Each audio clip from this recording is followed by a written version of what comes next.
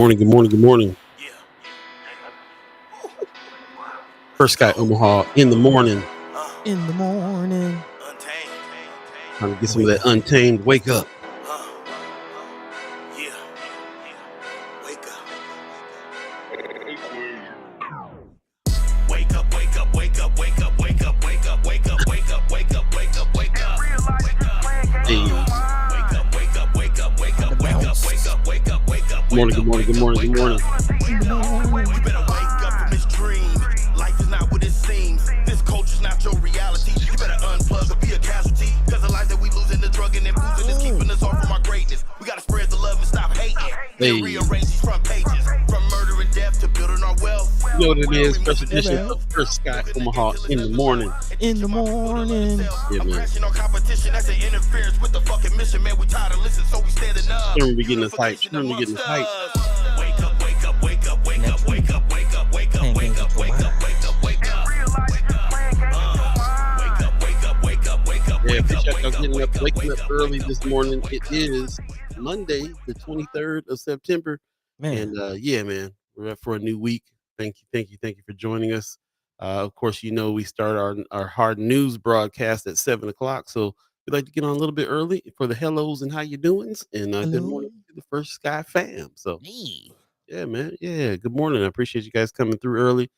How you doing this morning, buddy? What's going on with you? Man, I'm doing good. Doing good. Had a very eventful weekend. Some things I told you about, we talked about. Some things I haven't told you about. We'll maybe get into here throughout the show. Yeah, But yeah, man, I'm feeling good. It was a really I'm feeling real heavy on the Omaha Atlanta connection. nice. Yeah, there was a lot of Omaha Atlanta vibes going on this weekend for me. Okay, Went to the Revolt Summit. Of course, Dominique Morgan was out there representing I Omaha saw on one of the that. panels. Yeah. Shout out to Wow. Dominique Morgan. I didn't get to make the panel that she was speaking on, but just saw her on the lineup. Was like, okay, Omaha out in the A representing. So Yeah, yeah, man. big shout out to Dominique Morgan at the Revolt Summit. Speaking, representing. If you don't know about Dominique Morgan, definitely a local legend, yeah, especially in the activists and making things happen, man. If you remember I forget the name, it was like the Pink House or something. It was a house off of 24th, where she again helped formerly incarcerated brothers and sisters, especially those of the LGBTQ community, kind of find their way back into Yep. society and Black and things. Pink organization. Yep. Yep. And now, getting recognized on the national stage. So yeah. Anytime Omaha's own is making waves on the national stage, you definitely want to shout it out. So yeah, big shout out Dominic Yep. Morgan out there. Shout out to you guys. Like I said, the hellos and how you doing is happening now. I see Tamika Johnson in the chat with some sunshine. Good morning. Hey, Appreciate you. Pop says Monday. Can't trust that day. Good Monday morning for Sky fam and mad love from Las Vegas. I heard that, okay, Pop. Judy Prinzer is in the house and fresh fall morning fam. Appreciate you very yeah, much. Marlon yeah, Harrison gives us a good morning for Sky fam, and Leah Keister in the chat saying happy marvelous Monday. Appreciate you guys getting up. We're early with us. definitely, Yeah. Judy, reminding us. How was your end of summer? Did anybody do anything special on the last day of summer? When was the last day of summer? Was that yesterday? I believe so, or like it was sometime this weekend, either yesterday or the day before. All I know is I went out, can't remember if it was Saturday. No, I think it was yesterday. I had to run and go do some stuff. Had to come back and go get the jacket. Really, it was a little brisk, Like, huh? okay, it's trying to cool down here a little bit. So, Man, okay, yeah, we got some rainy days coming up here in shortly, yeah, and yeah, yeah. it's definitely fall. Definitely I fall. actually heard, it's supposed to be, kind of severe storms sometime this week. I think Wednesday or something. So yeah, Probably. Yeah, watch yeah, out. yeah, yeah. Be careful out there, y'all. Michelle Moreno gives us a good morning. Good morning to you. Thank you for joining us this morning. Let us know how your weekend was too. Like, what you guys do? Very eventful weekend. Lots going. There was a lot that happened, especially in politics. Man, yeah, There's a whole lot of meet the candidates events that happened this past weekend. Let us know if you made any of them. yeah. So we'll definitely be talking about them. Shout out to brother McKinney, Terrell McKinney, who Senator Terrell McKinney, excuse me. Put some respect on his name. Exactly. He hosted one that had a lot of people come out to it, and I was actually hosting that event Saturday night. So MC. I got to hear some of the questions. I was proud. I was proud. There was some Brief Full and some other folks were there, and they were chiming up with the questions and putting people on the hot seat. And I was like, "Yeah, that's some Chad Chimers right there doing that. That's Chad Okay, Chimers." okay, making us proud, making us proud. Yeah, let us know if you went to that, man. What else you get into this weekend, man? How you doing, Paul? I'm doing good. I'm doing all right. That was really it. Just family stuff, work stuff, and a lot of family stuff, work stuff. Like I said, hosted that forum Saturday night. And that's really about it. Didn't really get do too much more than that. Just kind of getting prepared for the week, and doing it. There's always something behind the scenes on the tech and on the business side that I got to work on. So that was pretty much my weekend, just kind of working, but at an easy pace though, not like I'm on a grind and I'm stressed and I got to get something done. Just kind of pacing myself and taking care of some house stuff and taking care of work stuff, trying to get up ahead of it. So that was Nice. pretty. That was it for me. That was it for me. Yeah, yeah, yeah. Yeah. Staying on top Oh, of I'm things. old. I chill out these days. So Man, doing good. I'm I'm kind of getting to that, man. By day 3 at Revolt, my knee was hurting. I was like, yeah, I gotta leave early. I Not got knee hurt. You too my young for knee that, was it bro. was popping and I had a weird pinching sensation on like the bottom. Welcome Kind to my yeah, life, buddy. Welcome to. man, yeah. I was literally limping out the space. I was like, yeah, that's not a good. I can't be limping around. Dang. Yeah, Yeah, man. like I said, that's been pretty much every night about about 6, 7, 8 o'clock. If I haven't sat down yet, I'm limping by that time. Yeah, yeah, yeah, But that's all right. I'm cool with it. Cool with yeah, it. yeah. You got yeah, yeah. Put a Put little something on your walk around here, little right? dip in the limb. Everybody, yeah, they think old black men are real cool. We just limping. We I'm just just limping. limping. Knee just hurt. That's all. Okay, Michelle Moreno said we got a new puppy and worked. Okay, so she okay. worked the weekend, got a new puppy. Cool, cool, cool. New member of the fam. Yeah, Yeah, no addition.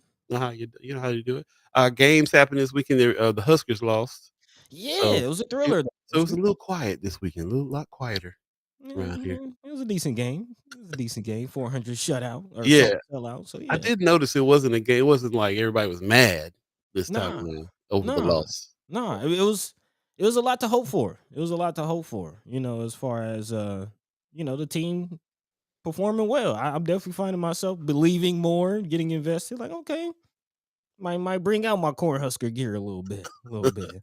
I also got to see the Chiefs. We are in Oh Chiefs country in yeah, Omaha. Yeah, we got to see the okay, Chiefs and Falcons last night. So definitely Chief. an interesting game. Yeah, Okay, yeah, okay, yeah, that's what's yeah, up.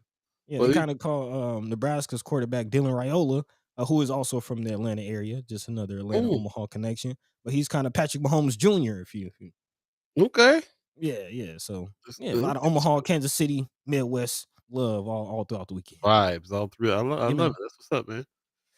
Sean McCarthy says, "Morning, everyone. Appreciate you coming in, brother." RG gives us a morning, y'all. What's happening? What's happening? hey, Yeah, I appreciate you guys coming in for the hellos and how you doings. Before we get to the hard news here at 7 o'clock. So shout out to the fam. I was just talking to somebody over the weekend too about that. They go, we got on the show and it looked like the show was already rolling. And I had to let them know. I was like, yeah, man, we gotta talk to the fam before we get going. Gotta warm it up. So yeah, that's what it is, man. Black Dynamite says, good morning, y'all. Appreciate y'all coming in for sure. hey, warm it up, Paul. I'm about to. Hey, all right, all right. I just said if you picking up what I'm putting I'm just down. like, what you every time you bring an old school track, I'm like, what you know about the old school track, youngin? Also, uh, John Coltrane's birthday today. I wanted to make sure that we shouted out John Coltrane, very important figure, and one of some of our philosophy here for Sky Omaha, Love Supreme. So yeah, shout out to yeah. John Coltrane, and also Ray Charles' birthday today too. So Really? yeah, man, yeah, Okay, Georgia, okay, Georgia. Yeah, yeah, yeah, yeah, man. I yeah. like the twang you put on there. That's what's up. That is what's up. Like that, I said, "Yo, I forgot my AirPods. It's gonna be a long day, but I never leave home without them, bro." Man, I don't know, man. Sometimes Y'all gotta put the AirPods down, man. uh, Frying your brain. forget that, Frying bro. your Yeah, brain. sometimes I be walking around with them AirPods in, they ain't even playing nothing. I'm just walking around the store like, "Don't bother me. Nah, I'm listening to something." put them down. Put them RG down. says, Saturday night, funny how the Husker pride hits a little different when you don't live around here anymore.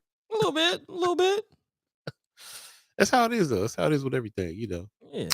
I Uh, know I know you're not big into sports, but that's kind of my connection. Like if I'm at home and a Creighton game is on or, Huskers well, game is on, I'm a I don't know represent.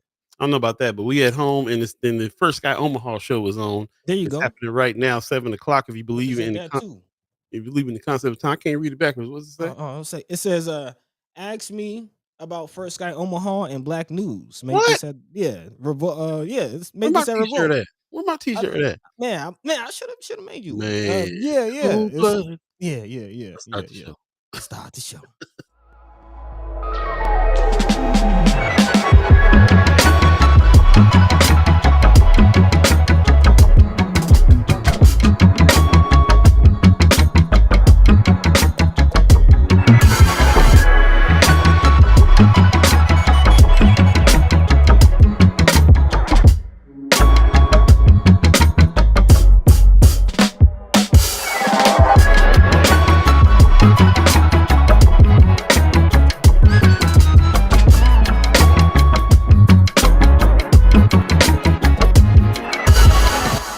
Good morning, good morning, good morning. Get ready to chime in. You're listening to First Sky Omaha in the morning. In the morning. My name is Paul B. He is Buddy to God. And you are the Chad Chimers, ghost listeners, and the monitoring spirits that are joining us today on this September 23rd, 2024 day. It's fall now. So everybody's like feeling that fall weather and talking about it. As soon as the weather turned, I got a lot of friends that started pulling out the blankets and the sweaters and the pumpkin spice and the Christmas ornaments and everything. They ready. Y'all ready for it around Can't here. wait. So yeah, but thanks for joining us today. Of course, we have some news to get into today. Throughout the show, we enjoy your comments for sure, and we will also be having more discussion after the 8 o'clock hour. So we appreciate everybody who is joining us today, and hopefully you'll stick with us throughout the whole show today. Also, share the show if you have it on your Facebook page. Then you can get more people in on the conversation show. Really appreciate everybody who's done that already. Special guests coming in today. It is Monday, so we're anticipating the senators, Senator Justin Wayne, Senator Terrell McKinney, come in and give us some updates. So get your questions ready for them, and let us know how you're doing and what's some of the news that's on your mind.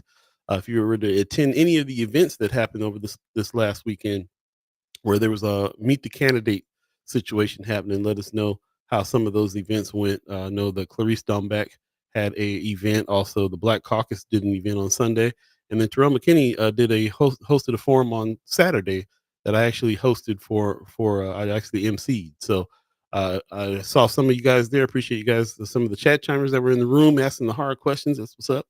But let us know if you went to any of the other events, and let us know what's on your mind as far as news is concerned as well. Yeah. Also, if you already know this, but the conversation continues over at Friends of First Sky Omaha, the group page.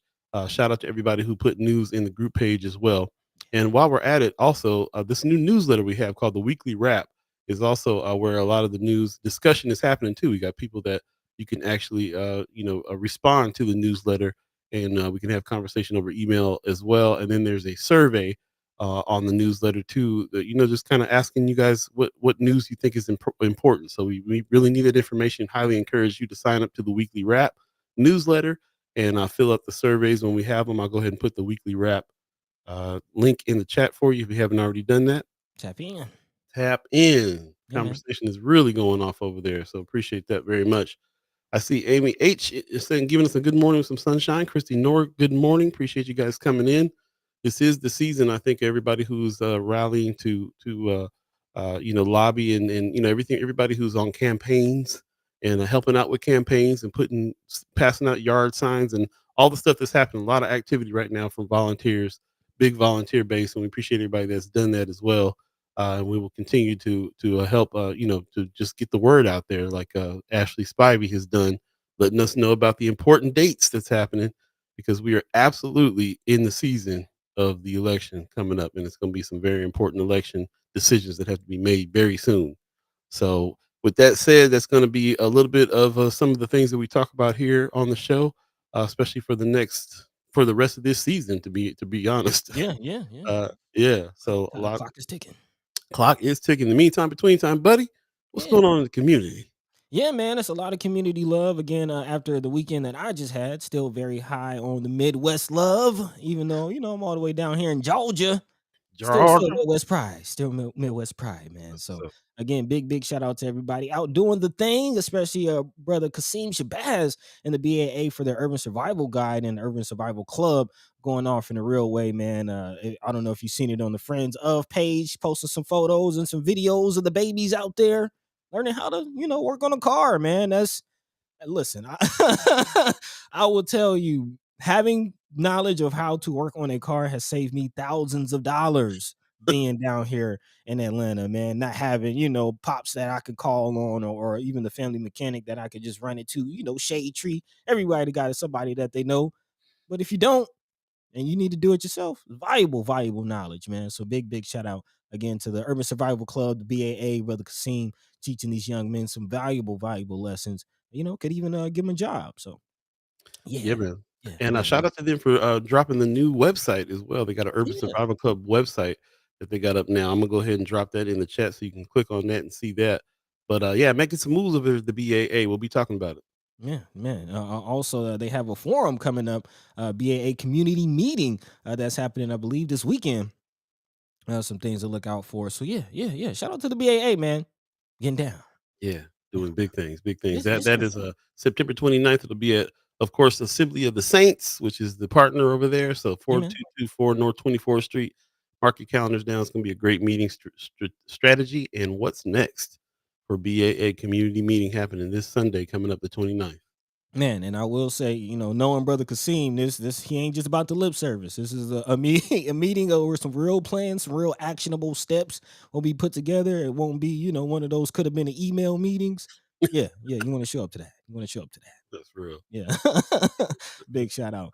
Speaking of showing up to things, also, did anybody make it to any of the candidate forums that went down over the weekend? A couple of them. Brother Senator Terrell McKinney put some respect on his name, had a forum.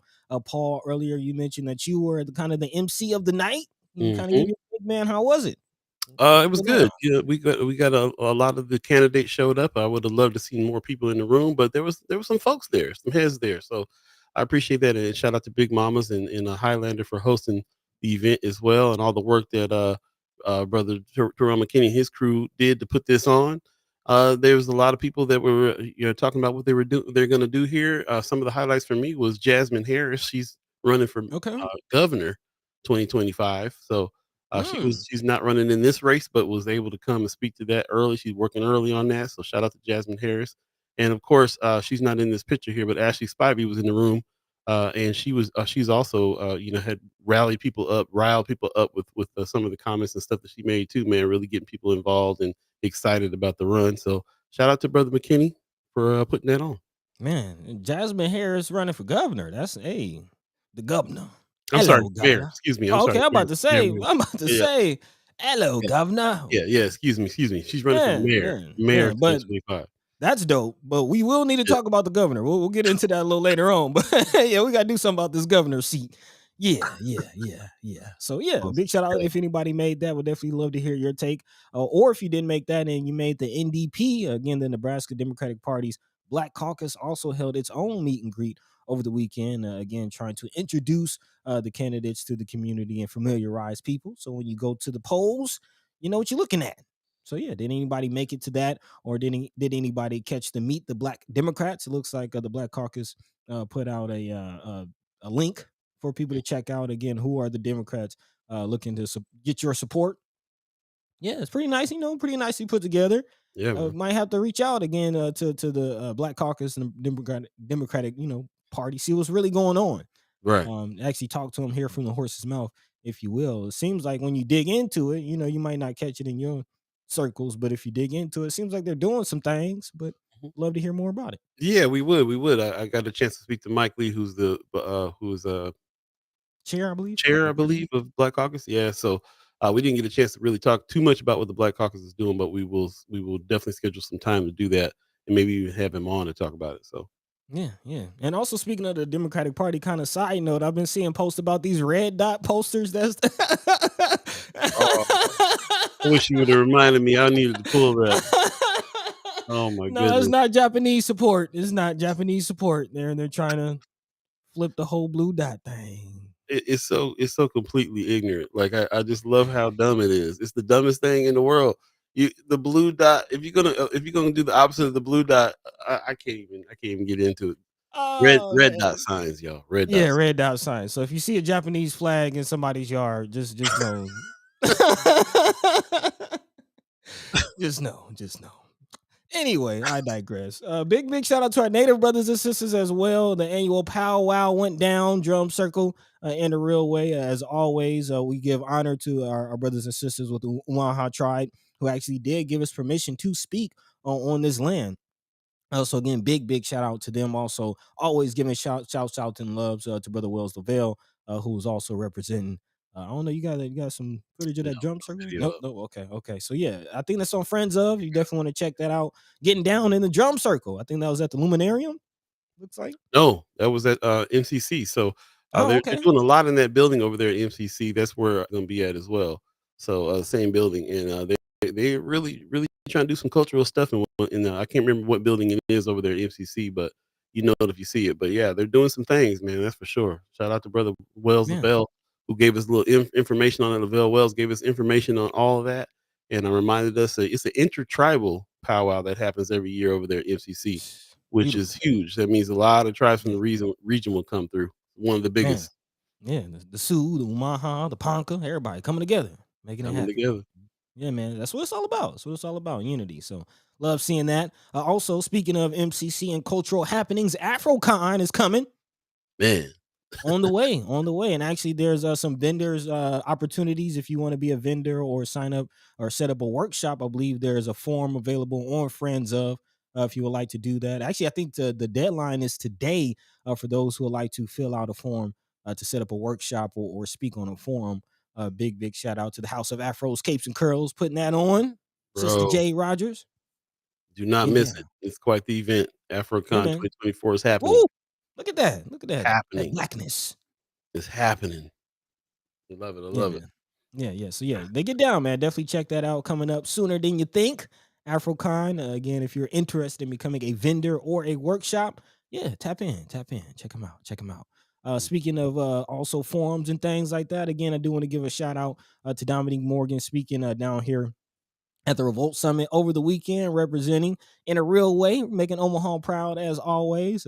Also want to acknowledge chat chimer Christy Noor in the chat, saying that she's down here in Georgia with me as well. So Oh, yeah, you know, all Georgia? Georgia, all those first guy Omaha, we coast to coast with it. We coast to coast with it. Yeah. Also, speaking of that, last but not least, in the shout outs, I do have a question for y'all. I do a lot down here in Omaha. I'm always, or in Atlanta, I'm always moving and grooving. And I'm just wondering if it's, I kind of wary about sharing my adventures because it's a lot of music stuff and kind of outside the spectrum of news and what we talk about on here. But I am curious, is that if I were to put together, just content of some of my adventures, would you be interested? Is that something you would check out? Let me Yeah, know. good Let me question. know. Let me know.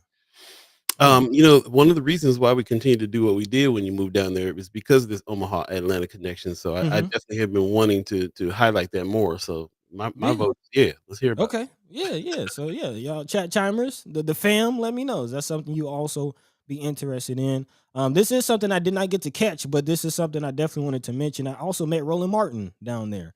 Nice. Yeah. Shook his hand and actually, told him thank you for having Senator McKinney on there representing Omaha. And we'll be talking about this in a little bit, but he mentioned that Omaha is still on his mind, man. He says I still have eyes on the district. So we'll be talking about the blue dot situation, not just the Japanese flags, but there's some real conversation to happen. It's a real conversation to happen around the blue dot. So yeah. Actually, let's go ahead and dive into some of Well, the well, well, before we do, I just want okay. to just give a shout out to my brother Sherman Oh, Wells, he did a live stream with brother Wayne Brown and brother Reverend Michael Williams. And if anybody caught that, let me know. Give me some highlights on that conversation as well, brother Sherman. If you're in the chat, definitely drop a blurb or two about how it went down, how you felt about it, and let us know if anybody was able to tune in to that live stream. Shout out to brother Sherman Wells for doing his thing. Also, shout out to brother Kasim. I see in the chat. He says, "Peace, fellas. Appreciate you." hey. We just talked about the Urban Survival Club and the new website. So we appreciate you doing that work for sure. Yeah, very much so. Yep. He said, "Where you at, cuz?" Yeah, Sharon, what's up? What's up, man? Putting in the work, putting in the work. So yeah, big shout out to y'all.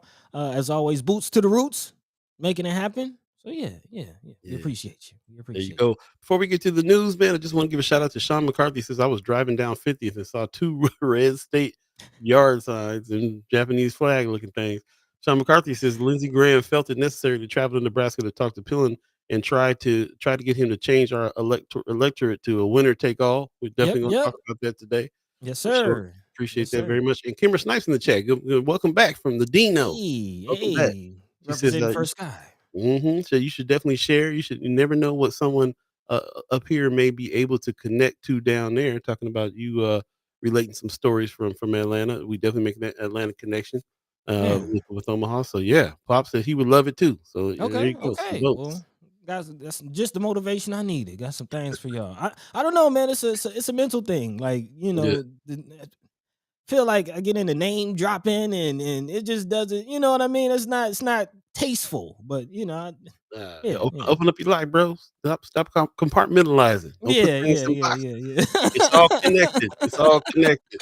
And that's the big thing, trying to make the connection in my mind. But again, as I'm seeing, it is all connected. Again, I spoke to brother Roland Martin at Revolt down here in Atlanta, and he's still got Omaha, Nebraska on the mind. And That's that what's up. whole winner take all situation apparently isn't just on our minds, but is on a lot of people's minds across the nation because the impact that it will have. So again, we're laughing about these whole red dot, blue dot signs, but again, real conversations that we need to have, and these are making real headlines. Again, as a chat chimer just mentioned, Lindsey Graham did make his way to Nebraska to speak about this whole winner takes all situation. Pillin actually chimed up about that. Maybe another special session on the way.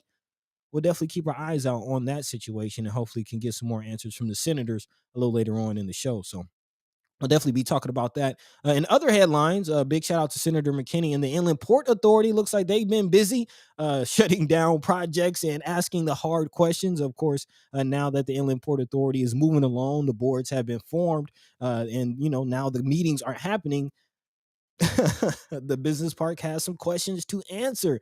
Again, talking about the $90 million airport business park that's supposed to be coming and well, it may come. We'll see. We'll see. So we'll talk about that. Also, some things to look out, as I mentioned earlier, about the governor's seat. What are these governors doing? And what are they trying to get away with? Apparently, tax cuts have some people scratching their head. It looks like, as we kind of assumed, the Pillin family and the Pillin family farm empire is set to get some benefits from these tax credits. Very, very interesting how this all playing out. Mm. Following the money, still following the money in a real world way, in multiple ways, not just with tax credits and tax cuts, but also political donations in the form of the Ricketts family. And it's kind of connected to how Pillin even got into office. If you remember, again, the Ricketts family pretty much paid a huge, huge portion of some campaign funds and a few other things that we'll be talking about a little later on in the show. So yeah, big shout out to our partners over at Flatwater Free Press for that deep dive, doing the work that really only they can, in the way that they can, as far as these deep dives, man, really digging into and following the money of the Ricketts family. So definitely want to talk about that, and also several other stories that we really didn't get to talk about last week, but definitely want to dive into some things going on with the Nebraska prisons. Again, they've recently discovered 7 more miscalculated sentences, so that means more and more Nebraskans staying behind bars longer than they need to, which is whole nother conversation. So again, all that and more throughout the next couple of hours. As always, if there's anything on your hearts and minds that we're not talking about, feel free to drop that into the chat. Let your mind be free. Let your voice be heard. In the meantime, between time, Paul B. Yo. What's the word, man? Right on, man. Appreciate everybody that's joining us. Like I said, share the shows, get as many voices in as we can. Really appreciate that very much. Lots of comments. We'll definitely come back and address those comments and speak even further on these subjects after the 8 o'clock hour. More deep conversation happens then. Carolyn Jack in the morning in the chat saying good morning. Appreciate you very much. And Hey, everybody's comments. Yeah, we'll get back to them. We'll take a quick break and come right back. Again, you're listening to First Sky Omaha in the morning. in the morning. Going down, y'all.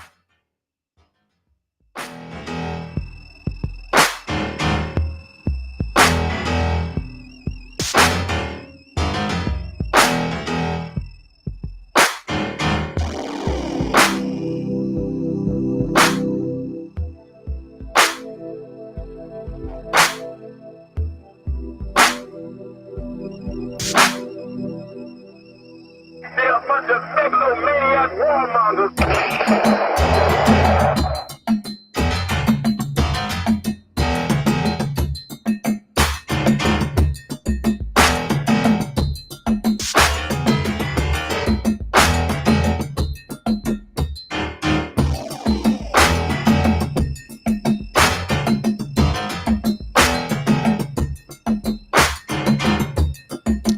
welcome back, welcome back, welcome back, welcome back, Georgia. Listen, Georgia listening to First Guy Omaha in the morning. in the morning. All be buddy to God. Thanks for all the chat chimers, all the ghost listeners, all the monitoring spirits that will never say that they listen but do. We Yeah, see. we know you there. Appreciate you very much for joining us and being a part of this. Please do us a favor, share the show on your page. And we definitely got a lot going on here. I just want to remind everybody it is Monday, so we are anticipating the senators, Senator Terrell McKinney, Senator Justin Wayne. You're just joining us. They're going to be coming in onto the show here pretty soon. And also, don't forget, we do have a lot more discussion about these headlines and the things that we're talking about today after this 8 o'clock hour. So we highly encourage you to stick around past the 8 o'clock hour and jump into some deep dive conversations about it. But in the meantime, between time, people are already chiming in on some of these stories. Sean McCarthy in the chat saying Maine is threatening to do the same, switch to winner take all if we do the same to counter our red. Yeah, man. He says, but I'm thinking Graham, Trump, and Pillin want to wait until the last possible minute to try to make this session to change the electoral allocation in order to prevent Maine from doing the same. Mm. One thing that I see driving around town, they're really, really pushing this blue dot situation. There's a lot of yard signs out. I'm driving down neighborhoods that I wouldn't expect to see blue dots and seeing Mm. a lot of blue dots.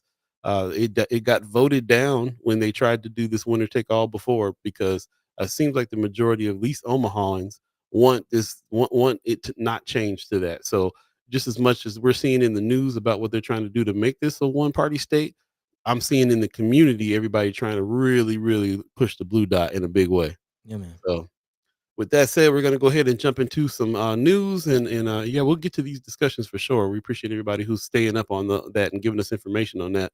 Buddy, where are we starting first? Well, I like how you kind of set that up, that context of what's going on politically in Nebraska, and it kind of webs its way out in many different ways. So I want to start from one angle as far as this blue dot and what Democratic candidates are doing to kind of have their own autonomy.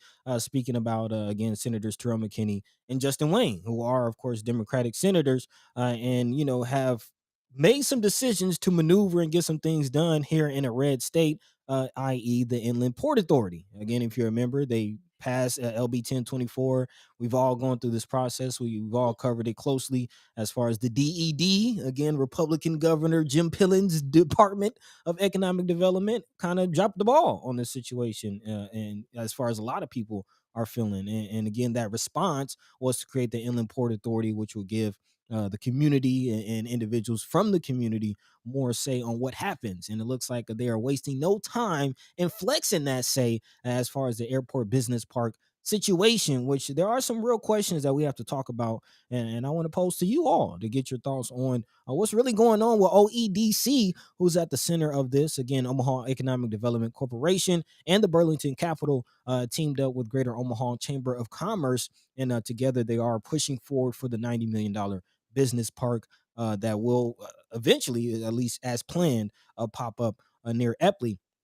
But if the Inland Port Authority has say, that will be a little later than sooner. Again, several questions going out, and just putting it out just plainly. Mike Maroney, who is again the executive director of OEDC, as Nebraska Examiner is reporting, says that he was disturbed by what to him appeared to be distrust of the nonprofit he leads and that has worked since 1977 to bring economic development to Omaha. According to him, he says it's almost as if we're not being trusted with public funds, and that kind of disturbs me. Maroney said in response to a question by Thomas Warren, Mayor Gene Stothard's chief of staff. At times, exchanges were tense, according to the article. And the latest turn in the quest for the business park was that, excuse me, that was funded via legislation, again, that was spearheaded by Senator McKinney and Justin Wayne. Of course, in January, Governor Pillen and Stothard did back the project with, again, a grant, $90 million hanging in the balance. However, Senators Wayne and McKinney were not present at the event, but have been critical about the process and what they consider a lack of community input. So, again, hopefully we will be able to get more information from Senator McKinney later on in the show. But one of the questions I wanted to pose to you all, the chat, and get your thoughts on it, Paul, is answering, kind of responding to what Maroney said as far as the distrust. Is there a general distrust of OEDC? Kind of feel like, maybe we should have a similar conversation about OEDC, maybe, like we did with Empowerment Network. Yeah, I would love to, love to. I'm not sure. Brother Maroney doesn't really do too many interviews and stuff like that, so I'm not sure if we Not really. can ask him about getting on the show before, and we nothing's really come through on that. But love to ask him to come back. From what I remember from just talking to chat chimers and people that are listening to the show, it seems like there is some distrust there, and I think there's also some confusion there a little bit too because of the status of or the state of the business. You know, at first, some people thought it was just a for-profit company. Hmm. Uh, got some knowledge that it's also a nonprofit situation. So not really understanding what's going on too much, and then there wasn't really a lot of communication to the public about what's happening beyond the meetings and the things that they do. They make some calls out sometime for the public to come and talk about some things, and they'll hold two or three meetings or something like that. But on the flip side, it doesn't really feel like there's a lot of communication out to the public really about all this going on, which Hmm. is understandable. Sometimes a business move is happening. You're not, you relaying it to the public is not always the first priority. But I think when there's situations that are like what's happening now with especially if there's going to be maybe some imminent domain and some people that might be displaced out of their areas and stuff like that for a project, that there probably needs to be a lot more communication there on that. But we also understand that it wouldn't be OEDC that would be able to make the decision on eminent domain. So, there's just a lot of factors there. And I do think that maybe more conversation, more communication would help. But it does kind of seem like that. But I don't know if it's a distrust over just a distrust in general, or if it's a distrust because there's not enough information out. I think it's a mix of both. I think it's Yep. a mix of both. I do think that there's a general mistrust, and just how certain other situations that Maroney has been a part of, kind of played out and how people talk about it in the community. I think we've talked about, Bill King and, Mhm. 95.7 The Boss. That studio used to be in the Mike Maroney building, but something happened and, no longer there, just to say the least. So I do think those types of things help build a general mistrust, and then when you come into this project and there's a lack of communication and the things play out the way that they have, then that just compounds the mistrust. Mhm. That's just on my perspective. Again, I'm not really familiar with Mike Maroney or OEDC beyond just what I've heard in the community and kind of what I've seen. Mhm. But yeah, would definitely love to hear if anybody in the chat has any more insight or has even spoken to Mike Maroney or any OEDC officials directly.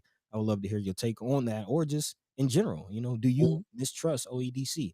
Or what are your thoughts on that? And of course, we'll always extend the invitation to have Brother Maroney on the show or Mm, somebody mm, representing the OEDC to talk about these things as well. And there'll be a lot of opportunities to do that coming up too. I think with this Inland Port Authority and everything else that is going on that they're a part of. I do see them making some efforts to kind of reach out some. So maybe we can even have them on the show and ask direct questions about some of these things that are happening. So yeah, yeah, and let us further, know. Go ahead. go ahead, go ahead. I was just gonna put it out to the chat to let us know if you have had any conversations or dealings as well. I remember Michelle Trosclair, who was on the show early on, used to work over there. So Mm, she definitely had some insights on how things were going back in the day. But this is a new day and some new projects that are happening, and right. yeah, so we need new communication. Yeah, and furthermore, I was also going to extend the question about the Inland Port Authority itself because I do know there is some skepticism about that whole situation. Again, the Inland Port Authority has pretty much authority over a 300 acre plot of land or section of the city, which covers most of North Omaha, kind of the Carter Lake area as well. So this is kind of their first foray, this whole battle with the Inland Port or the business park. So are we happy with what we're seeing from the Inland Port Authority as well as is playing out? So still paying a close attention to that. Again, more millions of dollars expected to roll through the Inland Port Authority. Also, not just the airport business park, but there's an innovation hub. Also, some development to the Carter Lake area that's supposed to happen. So, yeah, still paying attention to that and checking with the people. How you feeling about Yeah.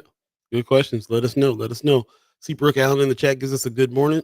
Kimber Snipes says we should have Precious or even Jane on to talk about plans for defense of the blue dot. it? Yes, Okay. definitely is definitely something that we're working on to reach out to Miss McKesson.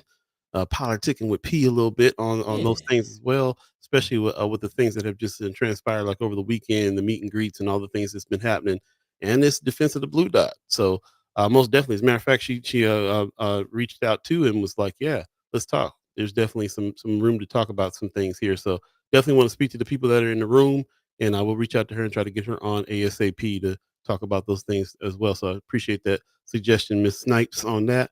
Thank you. Definitely on the same page on that. Von Chapman is asking, the question is and has always been, how has OEDC benefited the community at large? Okay. Well, it's a good question. Very good question. Appreciate that very much. Yeah, so thank you for those comments. And like I said, we'll definitely talk about it when Senator Terrell McKinney comes on today. We're anticipating him coming on, by the way. If he's able to come on today, we'll definitely talk to him a little bit about what's going on in that. He's been really at the forefront of the Port Authority and trying to make things go in the right direction in this time too. I think everybody's a little traumatized over the DED situation A and little bit. others. So yeah, a little bit. So again, trying to make some moves to really kind of step in and be a part of some of the decision making, and he formed the committees and put some things in place there in order for people to be able to speak up a little bit more about this situation. So I'm sure that there'll be a lot more meetings. If you remember that one meeting they had where everybody was on the panel there, Brother Maroney was there. Oh yeah. It's the one that Sherman infamously was like, "I can ask my own questions." Ask my You know own what I mean? question. Yeah, so we've Mhm. been having some meetings about this for quite some time. So Yeah, it's yeah. it's really time to Brother get some Shabazz was clarity. there. Really, right? Yeah, yeah, that was heavy. That was heavy. So we also are trying to get some people from the neighborhood association that is in the neighborhood that is in question about whether or not they might get their homes taken away over there. Mhm. So there's a lot more people in the scene here that we need to talk to. We'll definitely reach out to them and try to continue that conversation. Big time, big time. So Yeah, yeah, that pretty much does it for that conversation. We are about 30 minutes into the first hour. So yeah, let your minds be free, let your voices be heard. Asking some good questions. So really quickly, brother Stephen Abraham also in the chat, kind of responding to Vaughn Chapman saying, "Are you saying that organization has not benefited North Omaha?" Uh, Personally, I don't know. I don't know. So yeah, I feel like that is a good question. If you have some insight on that, brother Stephen Abraham, let us know. yeah. I mean, on that question, I'm thinking about some, that we got the Fair Deal Village. There's a lot of stuff that has been happening, and how has Mhm. it affected the community at large? Is there more that can be done? What is the question about what should be done by that company? Is it a public service situation? Is it how does development in our neighborhoods actually how is it actually transpiring? Who is he teaming up with in order to develop the area? I mean, there's tons of questions on there when it comes to that. Space is the place issue for sure. Yeah. So and some benefits, and then some things that happen that people feel like did not benefit us. So lots of questions, and it just continuing the conversation, having communication about it is the only thing I can think of to to get some real answers on that. So Yeah, got to get yeah, to the bottom of it. Got to get to the bottom of it. So again, we'll continue that conversation, but let's go ahead and dive into a quick break. And when we come back, I want to talk about what's going on with the governors because yeah, some things to look out for absolutely. Stay tuned. You're listening to First Guy Omaha in the morning. in the morning. Paul B, buddy to God. We'll be right back, y'all.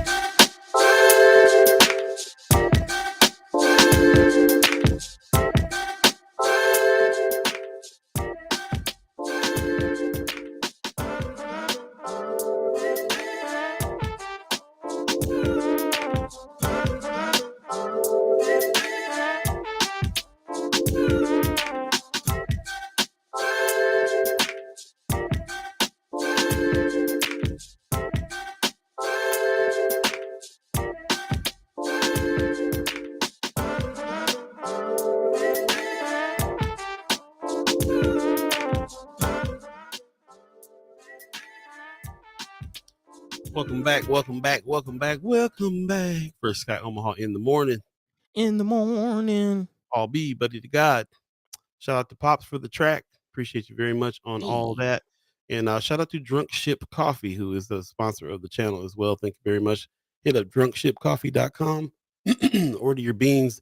This is a family owned, black owned company that is sourcing beans from one farm in Ethiopia and putting that quality roast on them. So definitely get your grinder out and order your beans from Drunk Ship Coffee.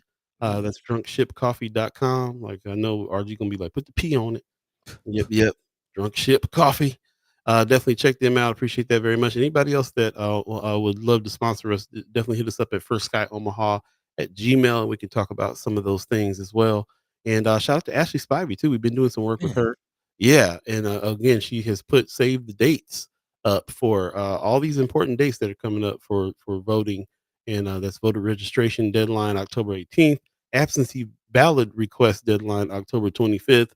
Absentee ballot return deadlines November 5th. Early voting is going to be starting in October 7th, all the way up to the day before election. So shout out to Ashley Spivey, who's active in not just her own campaign, but reminding us about what's at stake and Mhm. what we need to be doing, and get out the vote efforts that's happening too. So that's what's happening there. We really appreciate everybody who has been supporting them and supporting our sponsors in order for us to be supported and keep rolling. And you can support us too by going to First Sky Omaha at firstsky.omaha.com and hitting the donate button and become a Man. recurring sponsor of the channel as well. So shout out to everybody that's done that. Pop says good morning. Oh, Pops is giving some good morning, some sunny day. That's right. Appreciate you, Pops. Mama God in the chat saying good morning. Hey. All in the fam. That's what's happening. Yeah, man. That's what it's about. That's what it's about. And Yep. actually, Yep. I'm glad Mama Guy is jumping in right now because she has mentioned something that I'm wondering, did anybody else get this? Actually, there was a meeting last week about some of the property tax increases that people have been getting notices about. Did anybody make that? Is there any more information on what's going on with that? I know Mm. Mama God has mentioned that. Of course, we covered what was going on with the special session and the whole plan to cut property taxes originally by 50%, but it ended up only being about a 3% cut. But it seems like some people are actually getting notices that their property taxes are going up. And again, we talk about property, property ownership and buying your own home and generational wealth and how, that those types of things can aid to that. But property taxes is a part of that. Once you pay off that mortgage, you still gotta deal with those property taxes. So again, what's going on with that situation? Did anybody make that meeting? Did you get any information? Because it seems while some people's property taxes are going up, the richest and the most wealthy are getting cuts, laughing and rolling to the bank. It's going down. It's going down. That's at least according to KETV, who is reporting that Governor Illin Pillin, as we like to call him, families, businesses, i.e., the Pillin family farms, pig farms, appear to be eligible for unique property tax credits. Emphasis on the word unique. According to KETV, investigation reveals that Governor Jim Pillin and his businesses were eligible for more than $64,000 in tax credits that most Nebraskans won't be able to cash in on, all due to a bill passed during the special session. I'm talking about LB 34. Now, it's unclear if Pillin actually claimed those credits. However, it does point out an inequity and resulting from the passage of the governor's tax plan. Again, LB 34 creates a tale of two taxpayers, as the article puts it, based on when you paid your 2023 property taxes. As Pillin's property tax records show, if you paid your 2023 property tax before January of this year, you could have claimed the credit on your 2023 income tax return. But because of LB 34, which again lawmakers passed on a 40-3 vote, the credit, which is called an 1107 property tax credit, goes away on the 2024 income tax return and is no longer available. Actually, 60% of property owners have mortgages, so they pay monthly through escrow accounts that pay the property tax the following year. Therefore, they would not qualify for this. However, what happens to the 2023 tax credit, according to the article, it does apply directly to reduce your property tax bill automatically in the future. However, again, there are some inequities to look out for with this new tax plan, which again is just the tip of the iceberg as far as what's really going on following the money at the top levels. So we'll get into it here in a second with the whole Ricketts situation and how they financially impacted elections here in the state. But again, for homeowners out there, I know we have Miss Erica Felt who owns her home and works out of it, and Mama God owns her home. There's, I believe, Guillermo Pena is a homeowner and property manager. Yeah, how are the after all this special session, situation? What are your property tax situations looking like? Mama got in the chat responding. She says mine increasing $130 a month. It just jumped another. Oh, lost that. It just jumped another 120 last month. So again, about 250 increase if I'm doing the math correctly. So, Mm. so it's a nice chunk. A little bit. Brooke Allen's in the chat too. Also, homeowner saying the same thing. It's getting ridiculous. She's saying Mm, she got a notice. It's definitely everybody's complaining about it. So it's really interesting when the special sessions were going down, where Pillen was on front on the surface was saying we got to do something about lowering these taxes on properties, and really was just kind of shifting some tax money around, hmm more so than eliminating some of it. But yeah, it hasn't really stopped the increase, and so what's going to happen? What happens? I've been now in with two or three different campaigns, two campaigns that were us trying to raise some money, some GoFundMe money for some people in the community who's getting ready to lose their house over the hmm tax situation. hmm So and that was before these latest increases. So this has been a thing for a while, and pretty tough to tough to deal with in a big way. Yeah. Brief in the chat says Sherman did a live stream on his take of the property tax meeting after he went. I'd love to hear, love to go back and definitely check his live stream out as well. Shout out to Sherman Wells for making giving us some take on his experience there. So yeah, appreciate that very much. RG is saying peeling pigs getting the tax break.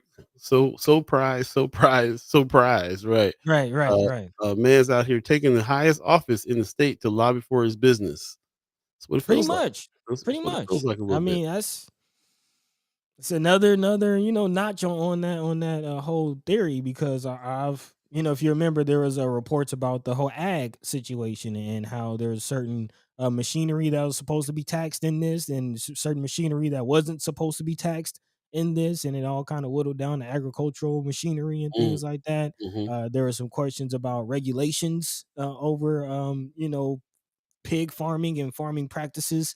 Of course, there's been the whole Flatwater report on how nitrates and how the Ricketts or how the Pillen family has really compounded that issue, and with their pig farms and how they're handling their hazardous material and how it's seeping into the underground water and causing high level of nitrates, which has been connected to youth infertility rates and cancer, brain cancer rates. right. So yeah, Um, there's a lot.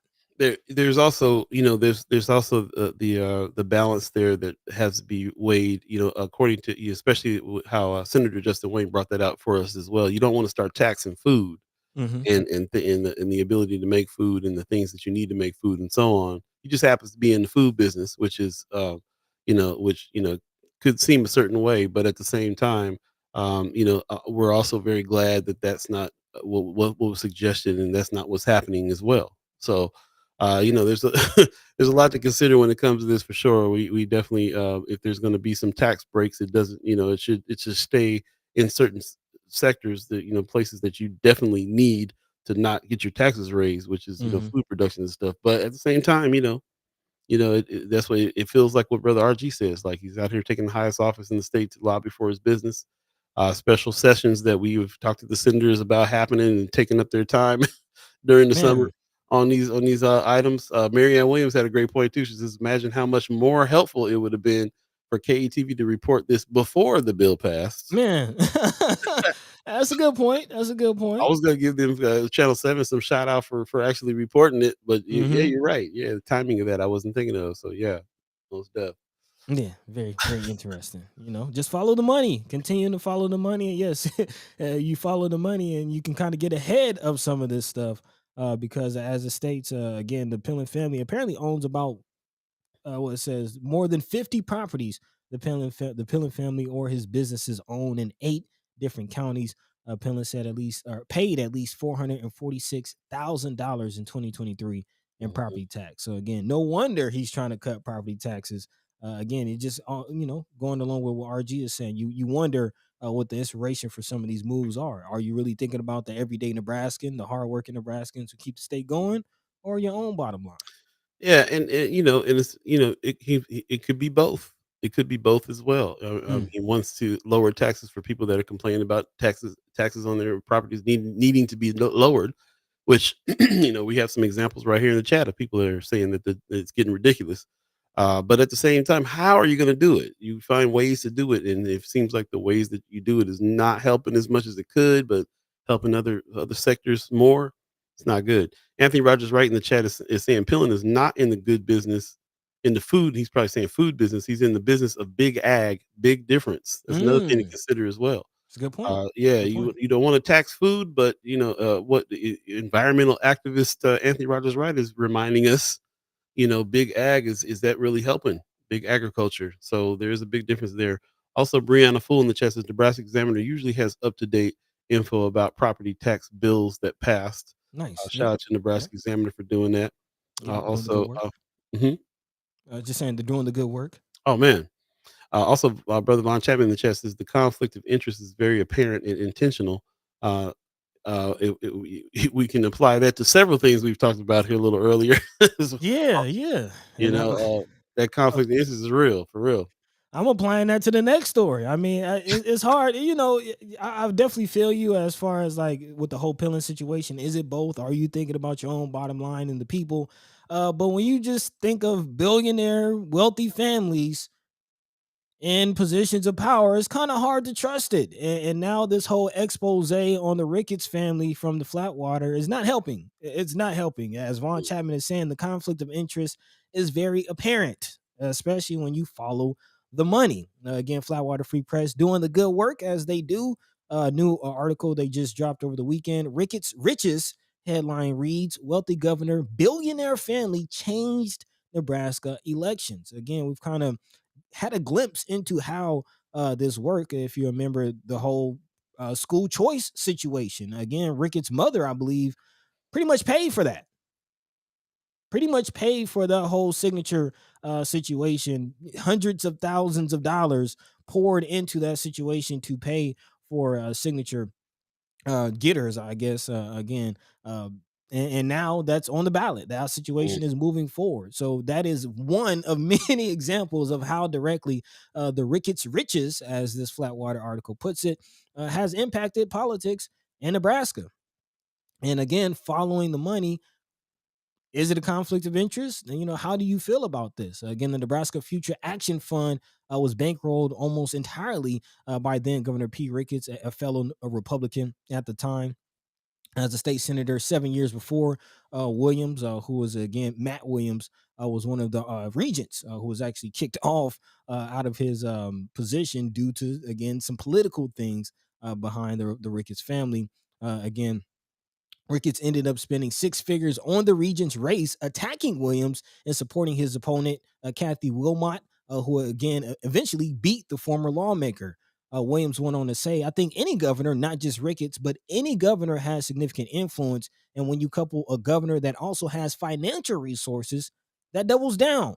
Ricketts, the eldest son of a billionaire businessman, does have a vast financial resource. Again, a new Flatwater Free Press analysis of campaign finance data shows that he and his parents, Joe and Marlene Ricketts, have in fact doubled down, raining millions on conservative campaigns and ballot initiatives. In Nebraska, their spending sets them apart from any other living governor and his or her family. So, again, this isn't just a Nebraska thing.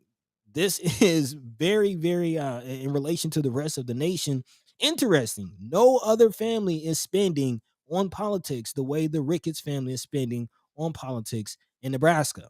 mm, Actually, nationally, the spending places the Ricketts family among other wealthy politicians and their families who dump massive amounts into home state politics. But the way the family spent their money, spreading it around, differentiated them from two other high profile examples. One being in the years before P. Ricketts ran for governor, his family never spent more than 400,000 in any campaign. That's according to Nebraska Accountability and Disclosure Commission records. However, in the decade that he was running for and serving as governor, the Ricketts family spent at least $9.8 million in Nebraska political campaigns and causes, which actually spiked when by 5% between when Ricketts first ran, again jumping to 5% of all recorded Nebraska political giving. So again, about 5% of all the giving in the state came from the Ricketts family, and that's just really a tip of the iceberg. We've kind of seen with the whole St. Francis situation, which again isn't in this article, but I'm reminding us of how wide reaching the Ricketts family wealth goes. Again, the Ricketts family are owners of the Chicago Cubs, or at least partial owners of the Chicago Cubs, and there were Cubs tickets wrapped up in that whole St. Francis Ministries situation. I believe $60,000 in Cubs tickets were purchased for some reason during that whole situation. So again, following the money. How do we feel about this? What are our thoughts? What say you, Paul? Yeah, I mean, I'll kind of put it out to the chat. Really, I kind of want to know what you guys think of this as well. Shout out to Flatwater Free Press for doing this article. I know this is something that's been ongoing for a while. The story building and trying to really kind of track down all the information about it and Mhm. really put it out there. But yeah, we've been talking about this kind of plan that seems like it's been happening with people moving out of seats and being hired over at colleges elsewhere, so other people could move into seats, so that Yep. so on and so forth. It seems like a big master plan all the time, and this is just it feels like of well, of course, of course, like we've been talking about the Ricketts family contributing in shaping politics, especially in the Midwest and in Nebraska for years now. So this is there's hard evidence. There's hard evidence that these things are happening. You can draw conclusions that you want to from that data, Hmm. and the big question is, what does that mean? What does it mean Right. for where we're at and what we're doing? We got people in place now that are entertaining some of the things that Trump wants to get down with, Man. which is taking away the blue dot.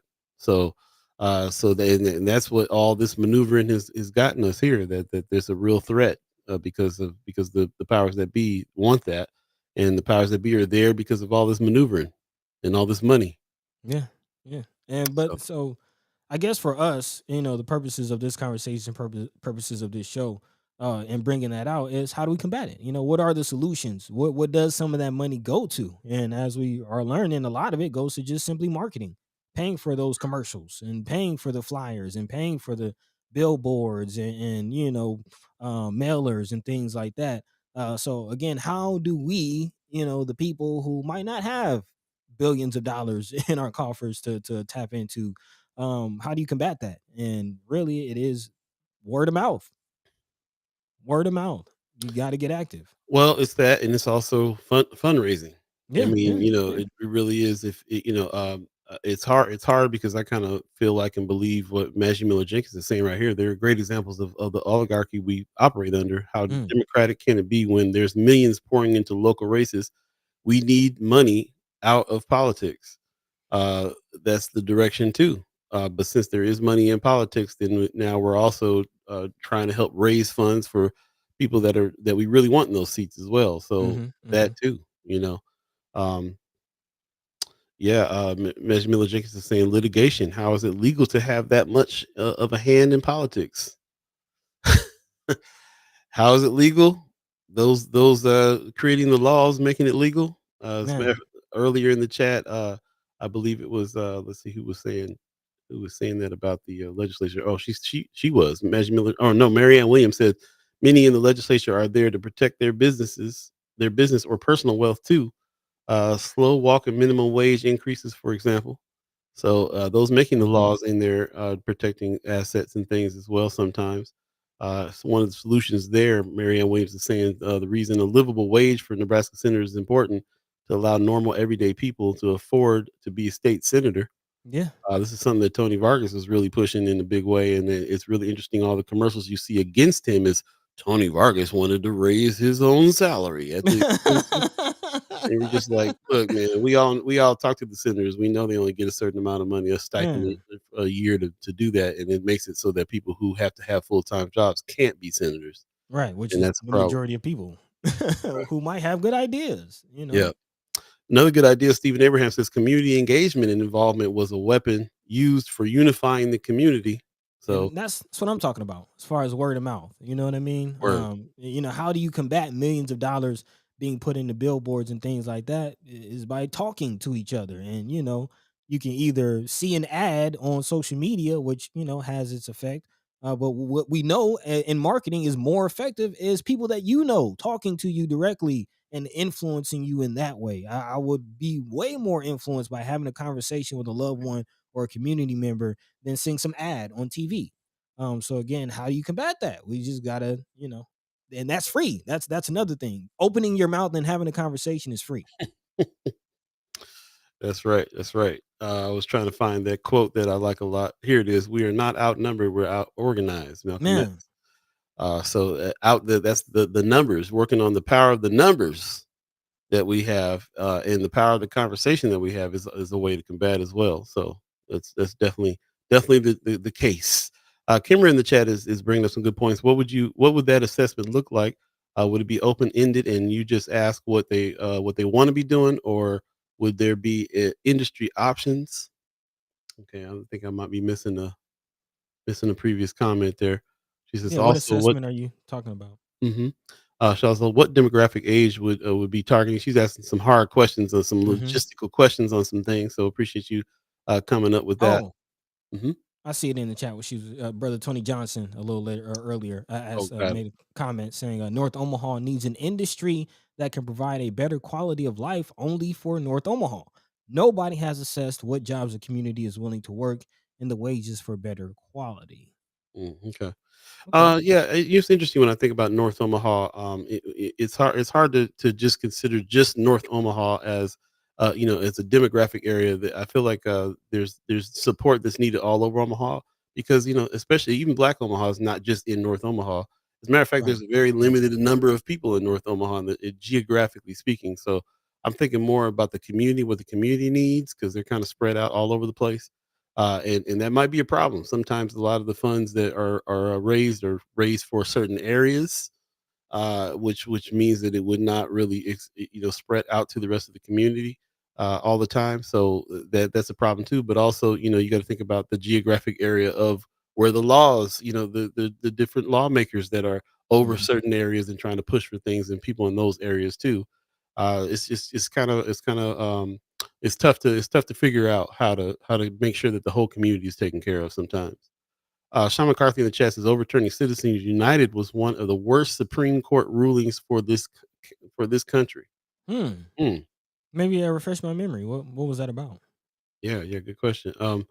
Also in the chat, Tony Johnson says you can combat that by boots on the ground. There we go. Yeah. A platform that struggles to gain volunteers and supporters is a reflection room of the candidate that and their leadership. Okay, Mm. interesting. Marianne Williams says Don Bacon, who makes over 147,000 in taxpayer money, degrading Vargas for his wanting more than 12K, really something. Man. Yeah, those commercials sound so crazy to me, because that's the only commercial I see that's against Tony Vargas. Yeah. He wants to raise his own salary at the expense of taxpayers, and we're just like, bro, that's so easily like it's one sentence. If you can't if you can't afford, if it costs $1 million a year to run, as you know what I'm saying, like how are you gonna Mhm. be able to afford it if you yeah, it's something else. Anthony Rogers Wright says Citizens United ruled that money is free speech. Any money and political donors don't need to be disclosed. Mm. Citizens United pretty much ended campaign finance. It pretty much led to the corporations or people to mindset. Whew, Ah. I appreciate that. Thank you, thank you, thank you. Mm. Interesting stuff. Yeah. So yeah, we want to start like we feel like we want to start with like money out of politics, of course. It's not happening right this minute. Or anytime soon. Right. So people who are running that we would like to see in those seats are campaigning and asking for donations so they can battle some of these things. Some of they can battle the other side. Mhm. And that's just what's happening. Clarice Jackson gives us a good morning, everyone. Appreciate you coming in.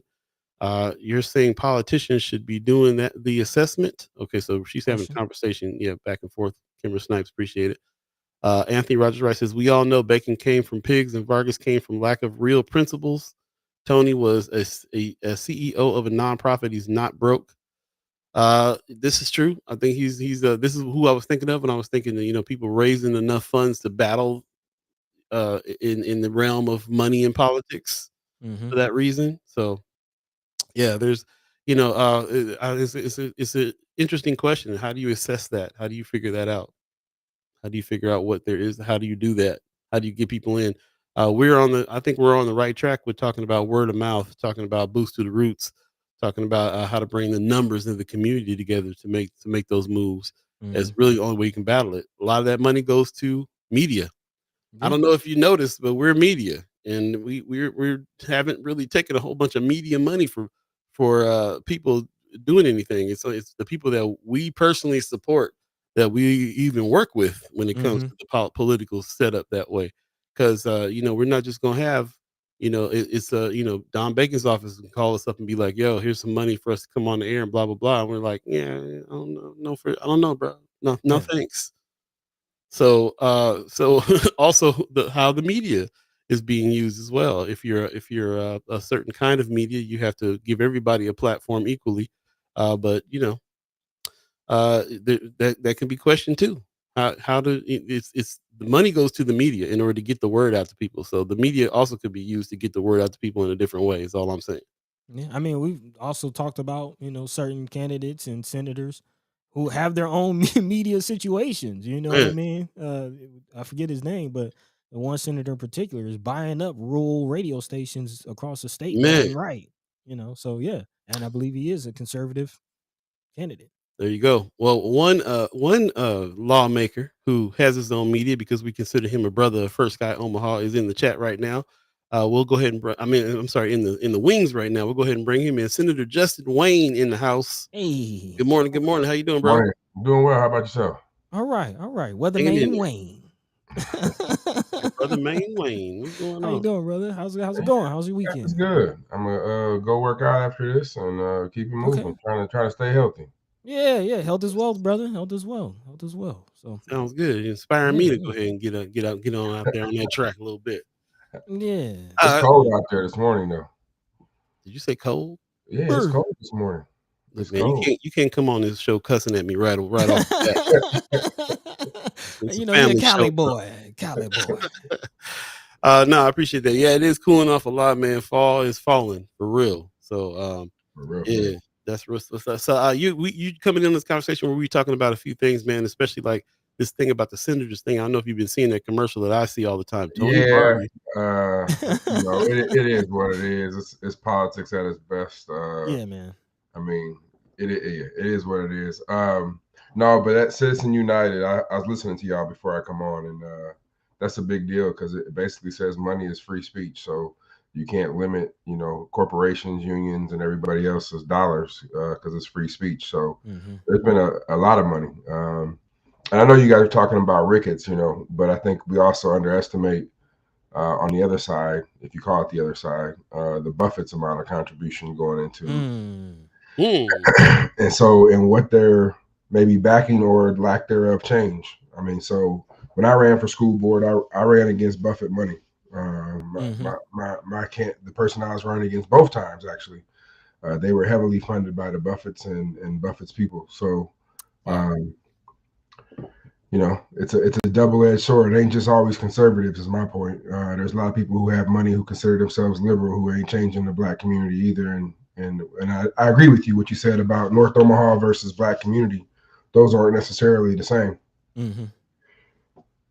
Yeah, we're facing that just looking at who our demographic is, who we're trying to speak to, and we look at different areas and we realize there's only a certain amount of people in certain areas that we Hmm. definitely have to reach outside of certain locales.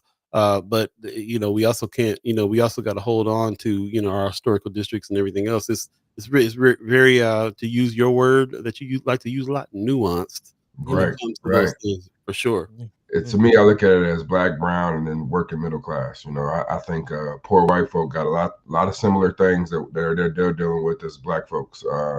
Maybe when they get pulled over by the cops, they ain't quite as nervous as we are. But at the end of the day, they still got a lot of the same struggles. Yeah, I kind of mentioned it, I believe, on Wednesday last time we were on air. As far as just racism versus classism, and we got to get over this whole racism thing because it really is like we have similar issues beyond racial lines, and it usually boils down to economic what's going on. Um, But and so it's funny when you listen to conservatives and conservative versus liberals and progressives and all that.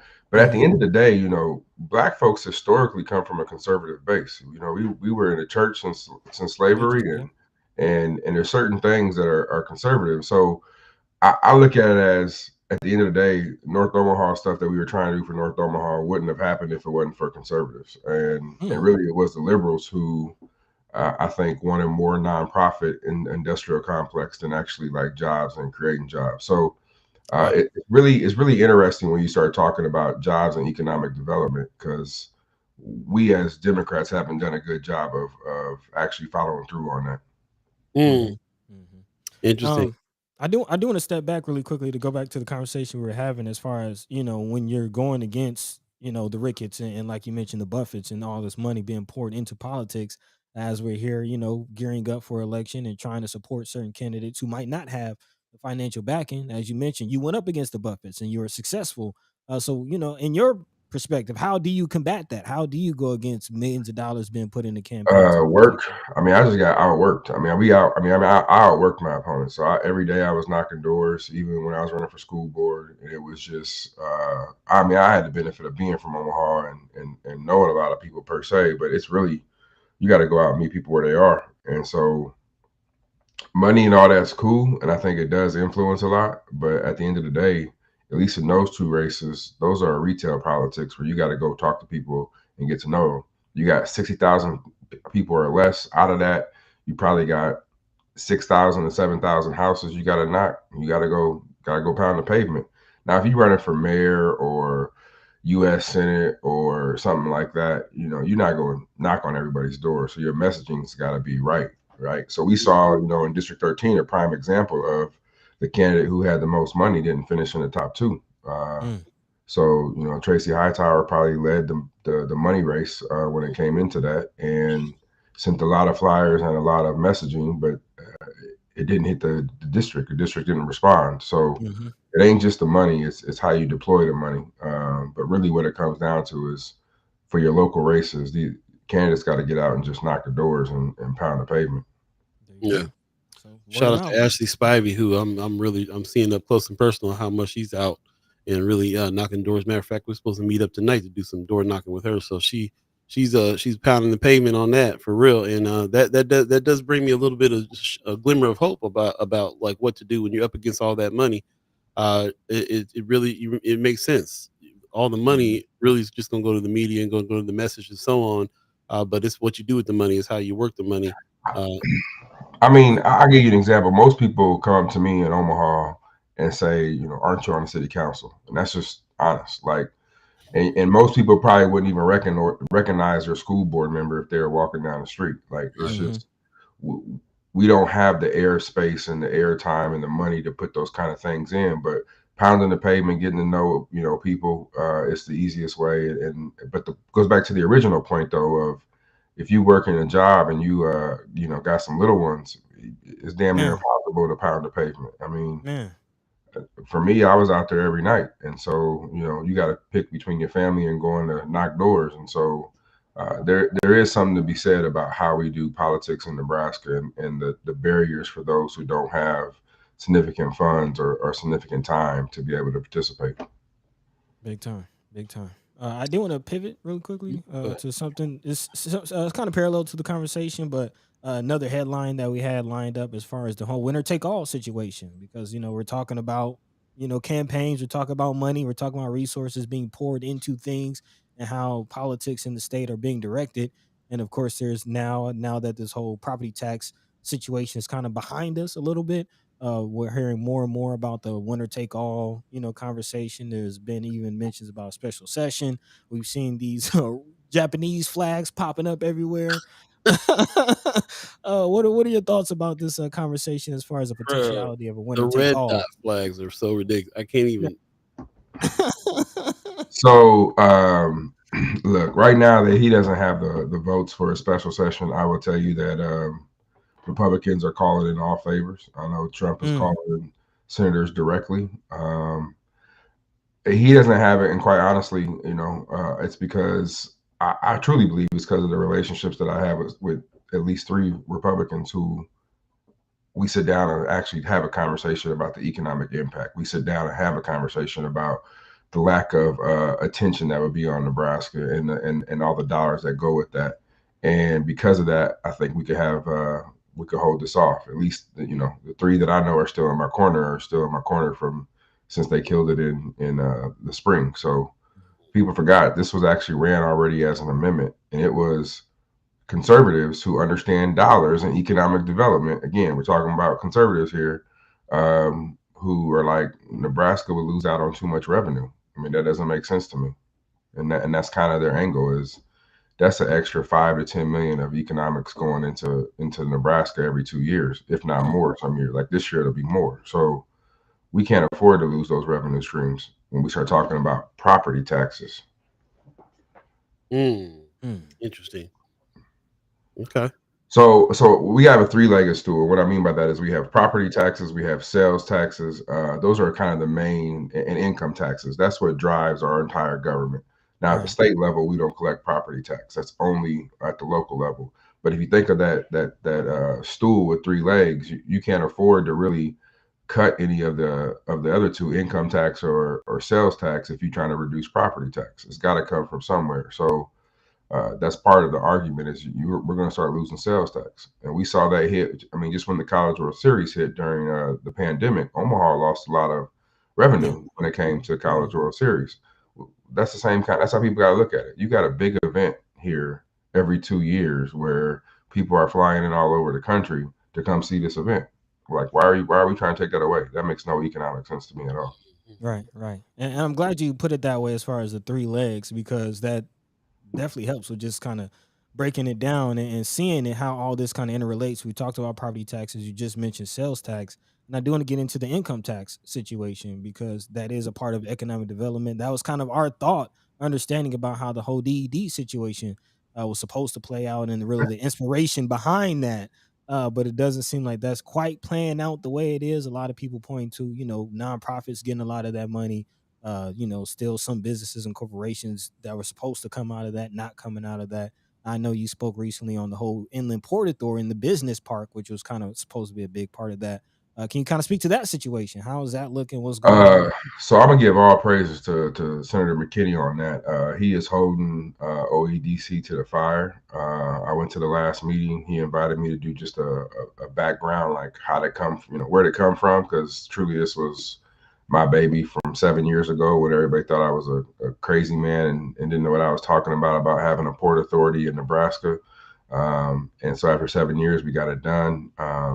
Unfortunately, some people dropped the ball on community engagement and being transparent and answering some tough questions. And so I don't know if you can put that genie back in the bottle. What's interesting is that the governor has assigned the contract, and this was said publicly in the meeting, of OEDC to the Inland Port Authority. So that tells me even the governor doesn't want to keep his hands on the lack of transparency in this project.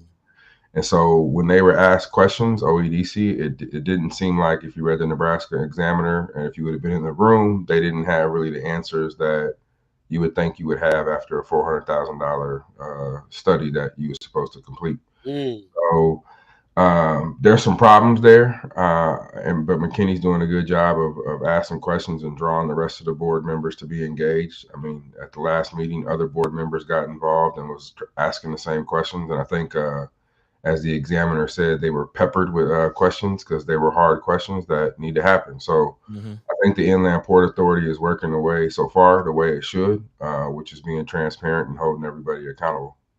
Speaking of the man holding people accountable, we'll go ahead and bring him in. He's in the wings, Senator Terrell McKinney. Put some respect on his name. Good morning to you, brother. How you doing? Good morning, man. How y'all doing? Good. You had a long weekend. A lot going on. Yeah, man, it was a lot. Started bad though. Started bad? Oh, yeah, my Huskers lost. Oh. Hey, it was a good game though. It was a good game. That's because you didn't give me a shirt that says Wayne on the back of it. You only got a McKinney jersey, bro. See? I got it.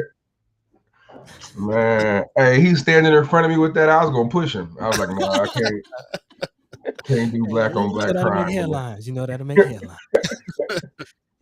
Well, Welcome, yeah, bro. We will get to yeah. some of the events that went on this past weekend, but right now we want you to jump in. We've been talking about brother Senator Wayne just gave you some praise for holding everybody's feet to the fire with this Inland Port Authority situation. You want to speak on that?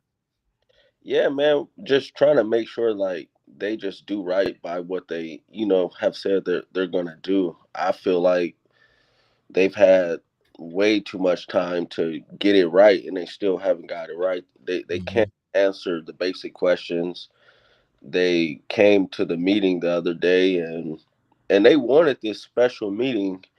And I tried to tell them, y'all should probably wait like 30 days and come present. They was like, no, we'll be ready in 2 weeks. I was like, all right, I'm going to send y'all a bunch of questions. And I expect y'all to have everything that y'all need to present to us. And they didn't. They didn't have a Mm.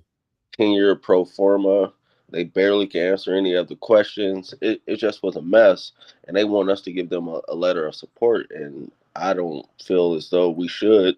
I don't think they should even keep the grant, if I'm being honest. But Mm. because the contract has been signed, it's kind of complicated. But we're just trying to work through that. But overall, just trying to make sure they do what's right, man. And that's the biggest thing.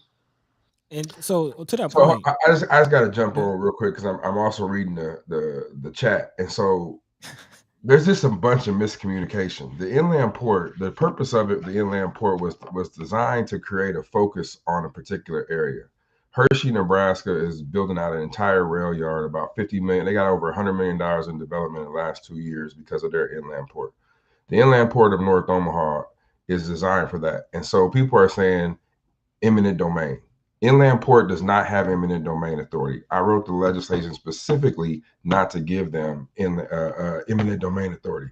So they don't have authority to just go in and take your property. So I just want people to understand that. So because it was said in the chat because they have eminent domain, they don't have eminent domain.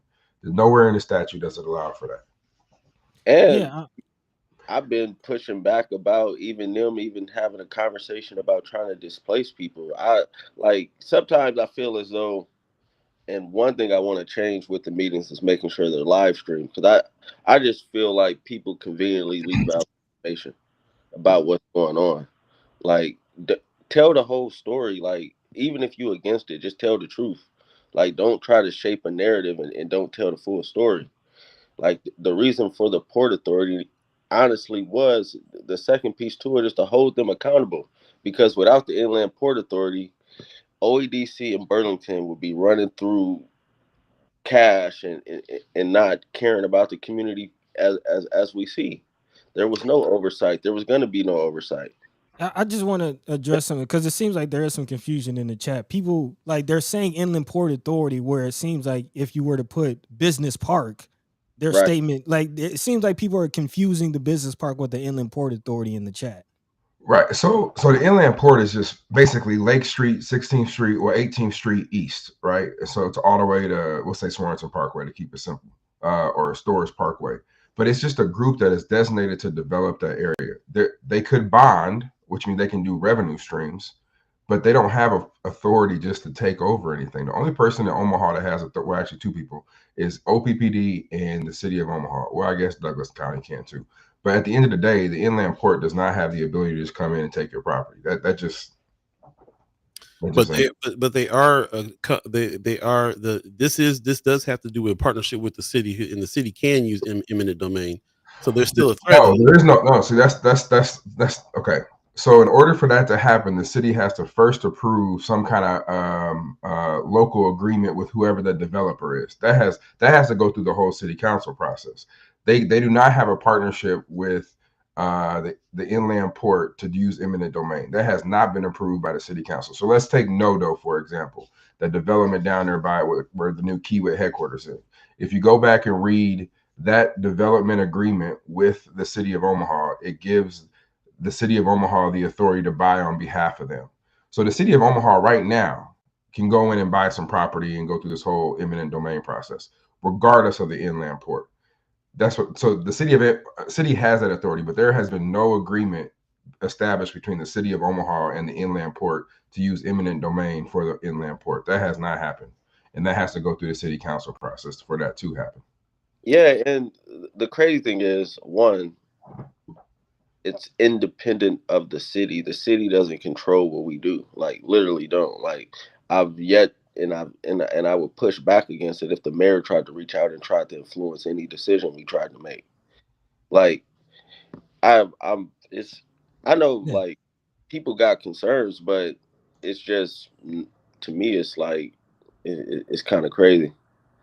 Yeah. But anybody can attend the meetings. It's not if you want to attend Tony Johnson, like Nebraska Examiner just comes. Anybody can attend their public meetings. Mm-hmm. Mm-hmm. Yeah. Again, it just seems like What it's I simple confusion. what the simple well because they're their own political subdivision. We try to make it as transparent as possible, and we said that you couldn't even have any conflicts. You can't have a contract, nor you can't even have property, which is a double-edged sword because you want people from the community, but you also don't want people benefiting from their property is the one that's going up from some kind of business down there. So I'm not speaking out right now. The city of Omaha can eminent domain right now, period, regardless of the inland port. Second, the inland port does not have an agreement with the city of Omaha to eminent domain. So I don't know where I mean, I understand people are fearful because they want to do something down there, but I also got to say, where else do we have in North Omaha or East Omaha that has the amount of land mass that is empty or vacant down there where we can put jobs? Like Mm-hmm. people say we want more economic development and jobs. That's great. But what if we have somebody who needs 10,000 square feet, let's say 50,000 square feet for a light warehouse job that can bring 150 jobs? We don't have nowhere else to put it. So when looking at this inland port, we're trying to figure out where land mass is to even do any development. Mhm. Right. Right. But again, it just I'm reading the comments. That's and everybody's saying eminent domain, and OEDC and the airport business park are the ones that are potentially going to use. And the Inland Port Authority seems like the only body that's stopping that. So I don't get what people And are saying. we've never discussed eminent domain. Like Yeah, in the I just want to address some of the comments. Like for instance, Well, Anthony Rogers Wright says that Inland Port Authority is not happening. We are already working to kill it because eminent domain gets none in this land. And are again, if you were to take that comment and put Airport Business Park, then the comment will be accurate. So I think there's a confusion between the business park and the Inland Port Authority. exactly. Let me know if I'm mischaracterizing. And how are you going to kill the Inland Port Authority? Like I'm just confused. Like, have fun at it, but at the end of the day, it was we established it to create some oversight because without it, there would be no oversight. So if you're against oversight, cool, whatever.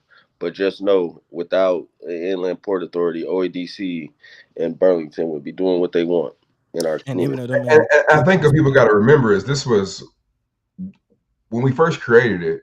It kind of had a different function, but as we went through the DED process and we saw these grants go out and the lack of oversight, the lack of projections, last year we shifted all of that accountability to the only organization that we could do to stop anything, right? Like DED was already signing contracts and was like, all right, y'all don't have to give us even a budget of how you gonna create a job. And we were like, that ain't right. And so we wrote the bill to allow a senator to be on there, which Senator McKinney was that person, Mhm. and to make sure that there were no conflicts and no uh, anything else that would throw off the accountability. And I think they're doing a great job. I mean, the meeting I went to, I mean, again, the Examiner article was right there saying they were loading them up with questions. We need this stuff before we can even move forward. And again, DED had already signed the contract. They were going to give them the money. And we're the ones who stopped that saying, no, need some accountability. let me jump in here real quick. I'm sitting here cracking up with Cameron's like, when we gonna tell them to quit reading the chat? um, here's the deal. Here's the deal on this is that I just want to like reframe a little bit this conversation and our attitude about this conversation because I fall into this category. We've been doing this and we've heard you guys say these things before and we've worked to become clear on what's been going on in these conversations. But I have to remember conversations that have this much complexity needs to be done over time, which is the whole reason why we do the show like we do it. We're not a new show where we're just going to come on, talk about something one time. If you want to know about it, go back to the old show and figure it out. We want an ongoing conversation. We want reminders. We want to, sometimes we got to reiterate what the thing is for people to be able to grasp all the parts of it and so on and so forth. So I just want to remind everybody of that, because I love the back and forth. I love the questions that are being asked. And I just want us to make sure that when we're that sometimes, yeah, some of these things we shape the show so that we can keep explaining these things over and over. Other things will come up, meetings will happen, and then it'll cause some more ideas and some more things we got to come up with that we got to dispel or go back to the beginning and figure out. So I appreciate you guys taking the time to do that, the way that you guys come on, take the time, and I appreciate everybody in the chat that's asking that too. On this last subject, before we can move on to something else, I just want to bring out one more point on this. Anthony Rogers Wright saying the Port Authority has the ability to purchase private property. That is that the case? Is that within the situation? Because if it is, that's still different than eminent domain. You Yes, they have the authority to negotiate with any person to buy property. My understanding from, and I'm gonna let Senator McKinney speak, that's never been a conversation in the Port Authority. No, it hasn't been a conversation, but the Inland Port Authority task is to develop, economically develop in North Omaha, the Port Authority area. So I'm nothing. I'm cool. okay? All right. Yeah, so but here's the thing. This is again the confusion that I'm trying to clarify with our listeners. Vaughn Chapman just asked, will the Inland Port Authority happen in our lifetime? The Inland Port Authority is already happening. They just met on Thursday. Like, we got to clarify so what Vaughn Chapman is asking is, will the airport business park happen in our lifetime? Mm. Do people see what I'm saying? There's a confusion that we have to clarify. Y'all keep asking questions about the airport business park and saying Inland Port Authority, which is causing confusion. All the questions everyone in the chat is asking about are about the airport business park, which has to go through the Inland Port Authority to happen. And the Inland Port Authority is not letting it happen. Got it. Do people get the clarification that I'm making? Yeah, calm down, buddy, calm down. I mean, I'm just now getting it myself again. Okay. I understood it again, but I'm trying to speak for the people on this. I'm like, I need to hear it again. This is, Okay. I might not hold on to it this time all the way. You know what I'm saying? Like, Yeah. it's a complex situation that needs more than one conversation about it. So thank you for clarifying that. Thank you for bringing that out. And I hope that yes. I get it. I get it right now for the moment. Here's what I'll say. So, old thing that I learned, I think my second year down in Lincoln, was don't let perfect be the enemy of good. Don't let perfect be the enemy of good. We tried to create an organization that had a singular focus on economic development in North Omaha. The chamber wasn't doing it. The city of Omaha wasn't doing it. North Omaha, unfortunately, we divided into 3 or 4 different houses ourselves. So we were trying to create an organization that has some political subdivision. So it gave us some safeguards on how to generate revenue through other ways that they can do it, through turn back tax and a whole bunch of other things they can do. So we were trying to figure out that, and it may not be the best of the best, but it was the best we can come up with at that time. Feel that. Bro, I'm not shucking and jiving and laughing about nothing. I've been the main one. Yeah, nobody on this show is shucking and jiving, yeah, bro. Anthony, So. I'm usually with you, brother. You know it's all love, but I really don't know what you're talking about, because you're coming at them for trying to do the same thing that you're talking. They're trying to stop the airport business park from happening. You obviously don't listen to what's said, and you conveniently create narratives for your own. Like, dude, like, come on, man. Like, if it was me, they would just do phase 1 and that'd be it. And that's no displacement. And that's what I've been pushing for the whole time. Matter of fact, we'll go back. That was what we all pushed for in the beginning, because the RFP or the grant application says we will not accept any application that displaces anybody. Go back and read the first application. We will not accept any grant application if it displaces anyone. And what they do, DED accepted a grant application that displaces people. And that's been the entire rub this entire time between the senators and DED. You have not been at all the meetings, bro. You wasn't at the last meeting, bro. So stop talking like you have. You haven't been at all the meetings. Stop lying. Okay. So just jumping in here real quick. The not listening part, this is what I'm gonna bounce. I'm gonna push back against right there. Yes, I think there's some people in the chat that have been checking out every show. been following this a little bit better than everybody else, and so they got more of a grasp of what it is. But there's a lot of people that come in and out of the show, even during the show, Mhm. and miss some episodes and so on and so forth. And this is such a complex situation that we absolutely need to reiterate things sometimes. Maybe we can figure out how to put some a video or something together that explains it even more clearly. That is something somebody can go back to and check out all the situations. We'll figure out how to. It's our job to figure out how to communicate these things out to everybody. Mhm. Because I don't think anybody's coming from a place of trying to trying to battle just to battle. Like we need to more clear understanding about exactly what's happening and how it's working. I understand the reason why it's getting heated because and I don't agree with this either. Let's not act like somebody's trying to pull one over on us. Anybody that we bring on this show is not trying to pull nothing over on nobody. So and they're the architects of this. So we need to listen to what it is that they're telling us about this and go for it. So I'm gonna say let's take it outside. I'm gonna call it let's take it outside. So if we want to continue on this vein in this conversation in the chat, I'll tell you what, uh, speak face to face, hit up the brothers off the show, and have more conversation about that. If there needs to be some more clarity on that, we don't want to get to have the whole show getting taken over by the back and forth here on this particular thing. Mhm.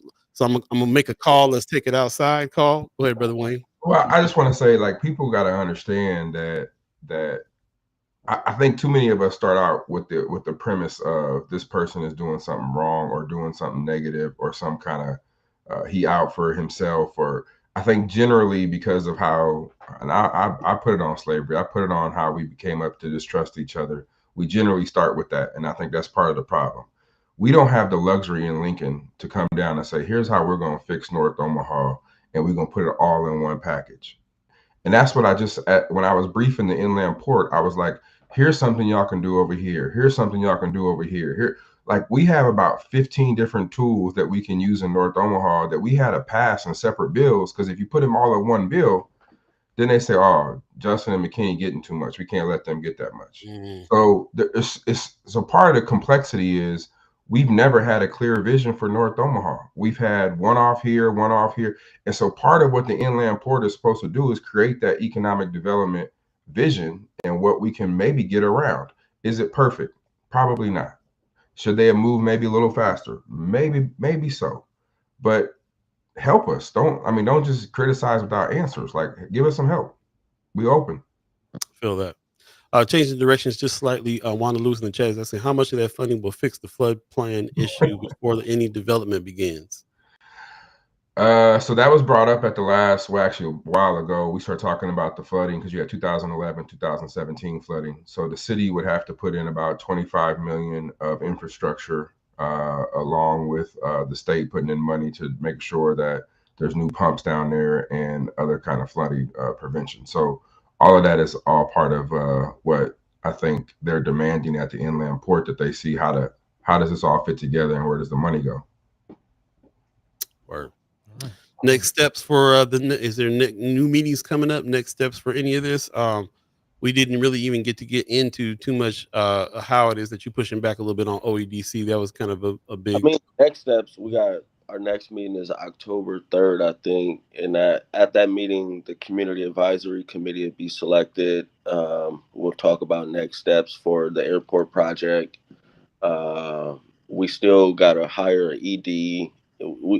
It's a few more things and talk about the innovation district. So it's still a lot more things we got to get done. Okay. Yeah. There was also a question about the community advisory board, and I am curious about that as far as where is that going. I know there was an application process. Have that board been It'll get filled? Has it been named? at the next meeting. Okay, next meeting. Yeah. All right. All right. Word up. Okay, sounds good. I appreciate it. We're in election season. All these things are coming up for vote. Of course, Senator McKinney, you're running again, so I want to remind everybody, make sure that you get registered, get to vote, and let this brother continue to do the work that he's been working on for the past Yeah. few years. That as you can see takes years to do. I'm definitely more I'm learning about term limits, and more I'm just like, yeah, this is how they'll just wait somebody out. They'll just wait people out on stuff half the time, which Yeah. is messed up. It's messed up. Also, every time I talk to Ashley Spivey, I'm very encouraged as well. I feel like she's going. If she wins, she gets in there. She's going to team up with Brother McKinney and continue the fight. Anything that any uh, uh, things that we need to be voting on. I'm trying to think of the word I'm looking for. What did the brother come on was talking about? Talking about bond initiatives and Initiatives, yeah. Any initiatives that are connected to any of these things we're talking about right now, any are going to be up for vote that we need to be looking out for. I Um, don't, honestly, I don't even know what's on. I gotta look and see what's all the bonding. That'd be a good thing to go over. One day we on here to go over the ballot because there's gonna be some bonding stuff that I don't know until the ballots come out. Yeah. okay, Okay. okay. It's too many of them. Yeah, Yeah. yeah. We've been trying to, spread the information as much as we can, as far as issues beyond just the political races, some of the bond issues, some of the just general issues, school choice, marijuana, things like that. But I did want to pivot to another story before the time gets away from us. This is something that's kind of been on the radar, and this is something that's definitely in both of your wheelhouses as senators, as far as criminal justice. Just been reported about the 7 miscalculated sentences. Apparently, Nebraska prisons are holding people longer than they supposed to. Have you heard about that story? And where's the conversation about sentencing and prison reform? that's They're like, yeah. been an issue, and it took them. They was been supposed to put out their calculation report. Really, what was it last year? But they Mm, took forever to do that. But it's been an issue. It's a lot of people that probably call Senator Wayne, and I know they call my office saying like, "Look, they messed up my calculation, and the department has just been a mess." So it's definitely an issue, and it's probably way more than 7 people that's been. yeah, yeah, yeah. So for those who haven't heard, it's being reported again that Nebraska prisons has uh, basically miscalculated. That's the way, and that feels like, you talk about people's lives and people's times. So even a miscalculation doesn't really seem like the right word.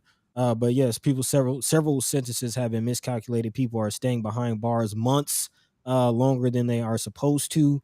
And again, as Senator McKinney just stated, that's just kind of the tip of the iceberg, as reports, kind of indicate that there are more people who are staying in jail longer than they're supposed to, ranging from 2 days all the way to 130 days. So just imagine sitting behind bars, over 100 days more than you're supposed to. Yeah. I know Senator Wayne, you've pushed for some prison sentencing reform bills and things like that. Where is that conversation right now, and prospects? So Senator McKinney went to the last sentencing task force meeting. Both of us are on it. That's another thing that we created with the Attorney General and a whole bunch of other people in the governor's office to try to figure out sentencing. Here's what I will say. I think both prisons are going to stay open. I think we're going to continue to grow our prison population. Mm, And I think whatever comes out of this task force will be overshadowed by the juvenile efforts that are going to happen this next year with the cops and the cop unions. So I think it's going to get worse. I don't think I understand some calculations, but to me, calculating prison sentence ain't that hard. I'm still trying to figure out how we're getting it wrong. So the conversations that I've been hearing is just, in my opinion, it's going to get worse before it gets better. mm. Yeah, and the population is growing. By the time that new prison open, it's gonna be up to like 7,000 plus people. It's already at 5,800. We got 1,100 individuals that are inside beyond their parole eligibility date, and parole board can't give a real explanation about why. That's what came out at the last sentencing task force meeting, that it was Mm. 1,100 people. How many? 1,100 people are in prison beyond their parole eligibility date, which is crazy. And they're like, "Oh, these people ain't taking programming or something." I'm like, "It's no way we should have that many people." Because literally, if you take those 1,100 people out, the system is uncrowded. It's not over. Wow. So Wow. that's the overcrowding right there. Wow. Right. So out of that, there's about 1,500 people who are designated community, which means their risk eligibility is so low that they should be in the community, but we don't offer those community programs. So I had a bill 2 years ago in LB 50 where they're supposed to have a study done by next year to show where we could actually set up these halfway houses. So like I look at it as like Norfolk. If you're from Norfolk and you're in prison, then we should get you back integrated into that community. and you have major employers up there who are looking for people on second and third shift. They can't find nobody. Well, to me, that's a natural connection. You get somebody out, you get them around a halfway house, and they're structured, they're making money. When they get finally done off paper, they got some money in their pocket and they can continue to work and be a productive citizen. But we don't really have that here in Nebraska. So we passed the bill that study is supposed to be done here by the end of next year, so they can do some implementation on halfway houses.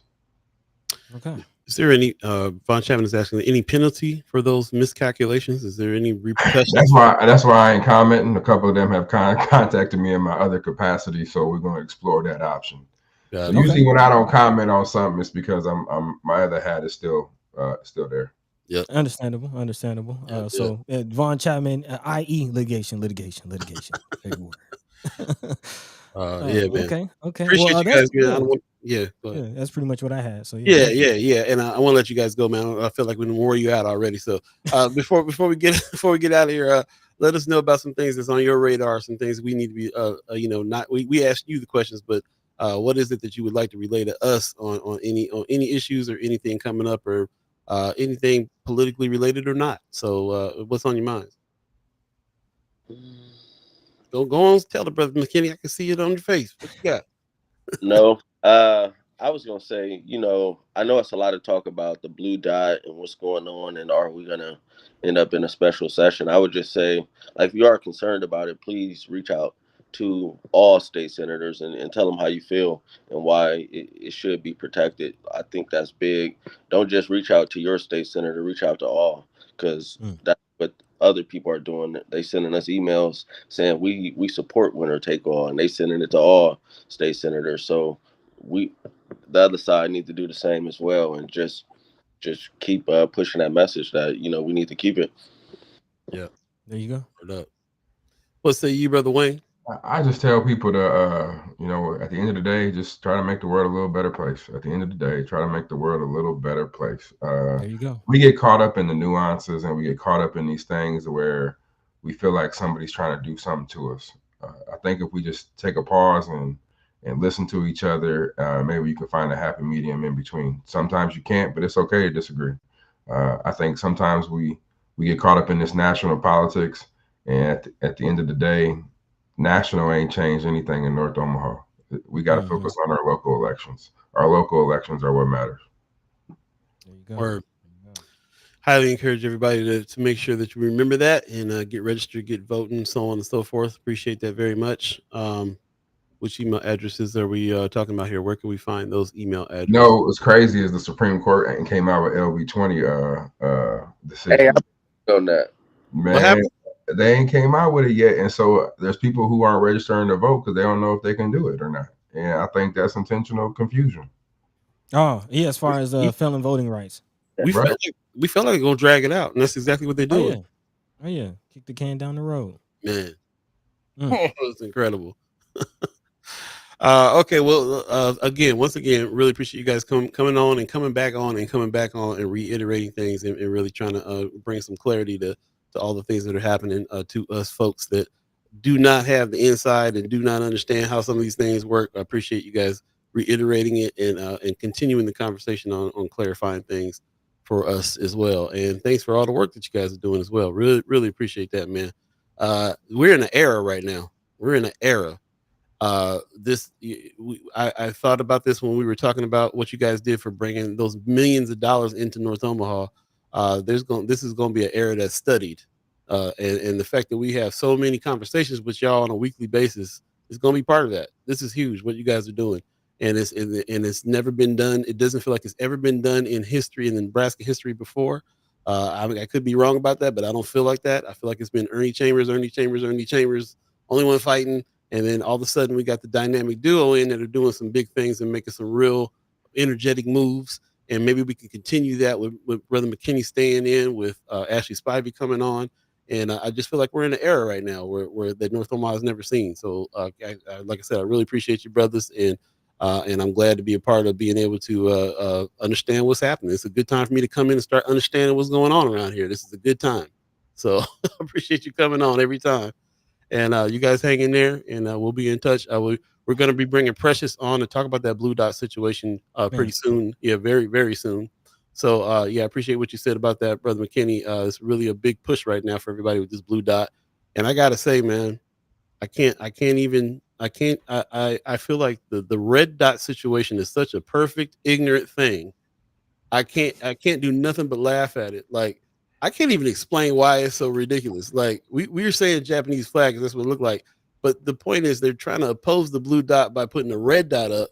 It, the blue dot is because we're in this sea of red. If it was effective, they would make the whole sign just red with a white dot in the middle, like the rest of the state. I don't know how to explain why. I think it's so perfectly ignorant. Yeah, Um, yeah. but but but but anyway, I appreciate you always helping us stay in the realm of perspective. We're like you guys, like we understand that there's two sides of this thing. We're not necessarily for either side. We're for our people. We're trying to do what we're trying to do for our people, and so yeah, just appreciate all your help and your work on that, and reminding us of that as well. I'm gonna go ahead and let you guys get out of here, man. But thank you, appreciate it. We'll talk soon. Let's do something fun soon too. Sure, sounds good. Y'all be easy. All right, y'all. Do the same. Peace. Peace. Ah, All man. right. All All right. right. Well, hopefully we did some good with that conversation. I see a few people asking some questions. Sister Wanda Lewis, top of the morning to you, sister.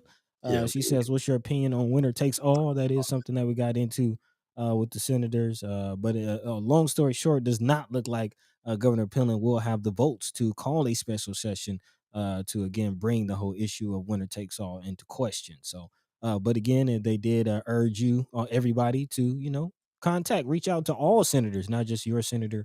Reach out to all senators if you're concerned about the attack on the blue dot per se. Yeah, Yeah. check it Big out. time. Let's take a quick break and we'll come back in and jump into some more of the comments and conversation and a few more things, items out there and some haps. Yeah, Stay tuned. We'll be right back. Again, you're listening to First Sky Omaha in the morning. in the morning. All B, buddy the guy. We'll be right back, y'all. Hey, That's common to all of us.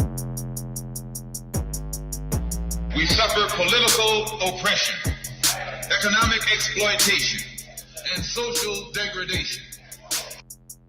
Today it's time to stop singing and start swinging.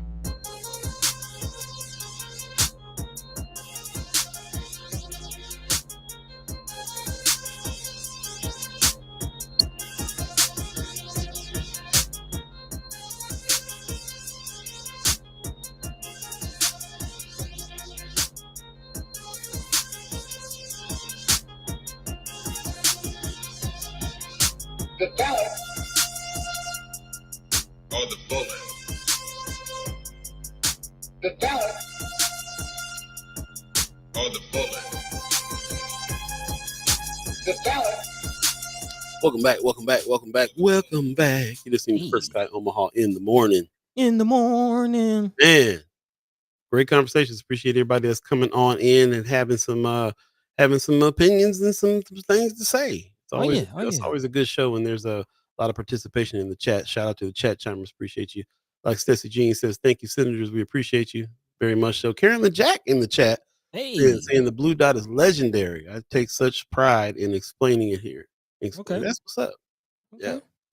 I've heard it on national news over the weekend too, man. They were just like, yeah, places like Nebraska that have another electoral vote has swung the race for a few people, and this is the reason why that Trump is coming and trying to talk to folks now. I mean, like, yo, let's do the winner take all, so we can.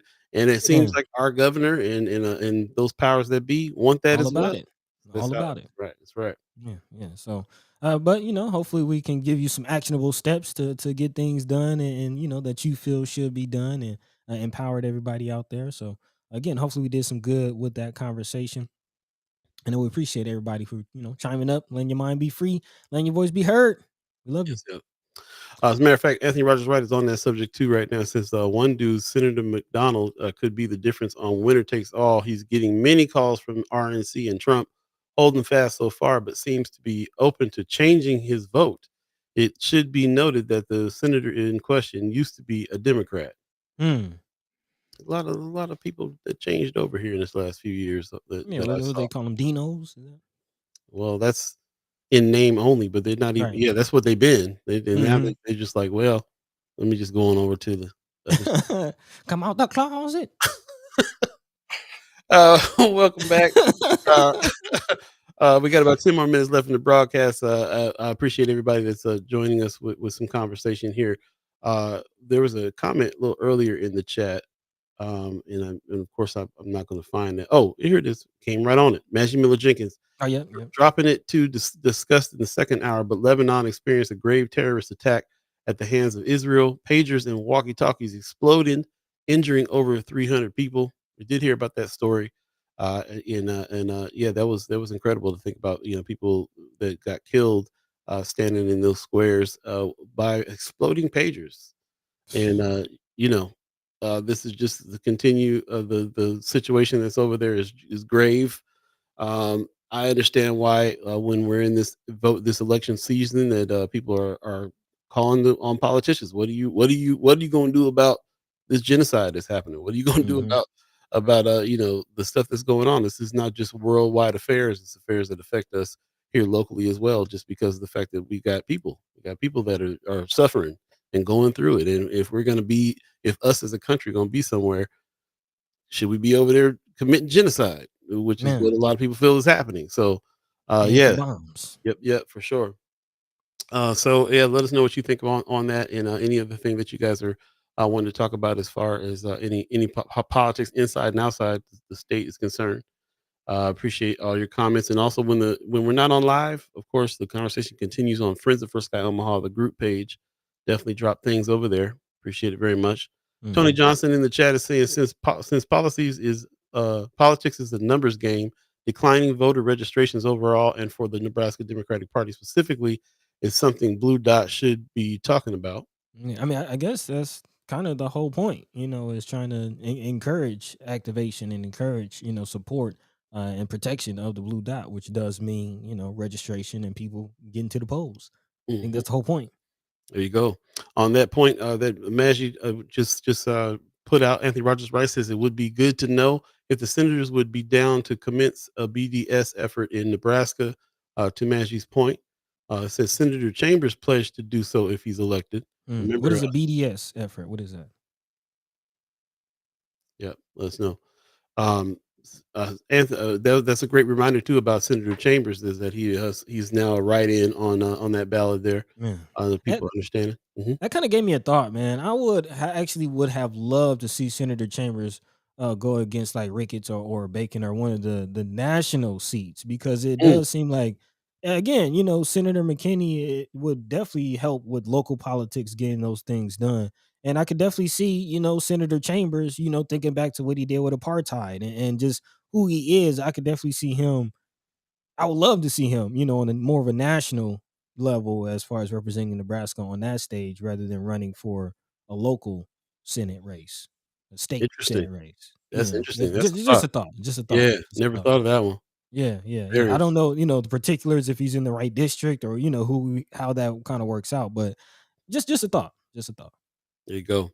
Marion Williams to that, continuing on that thought, it says, "Will the exploding pagers bring legislation to keep phones off of planes, etc., like the changes brought after 9/11?" Hmm. Something to I think mean, about. Something to think about. What I don't know. I exactly is hear that going to pagers. mean? Do people still have pagers? Hey, Is those kind of pagers? I don't know. well, they were what I understood about the story was that a lot of people, a lot of organizations that the ones that cause these explosions use stuff like pagers because of the fact that you can it's not there's not traceable.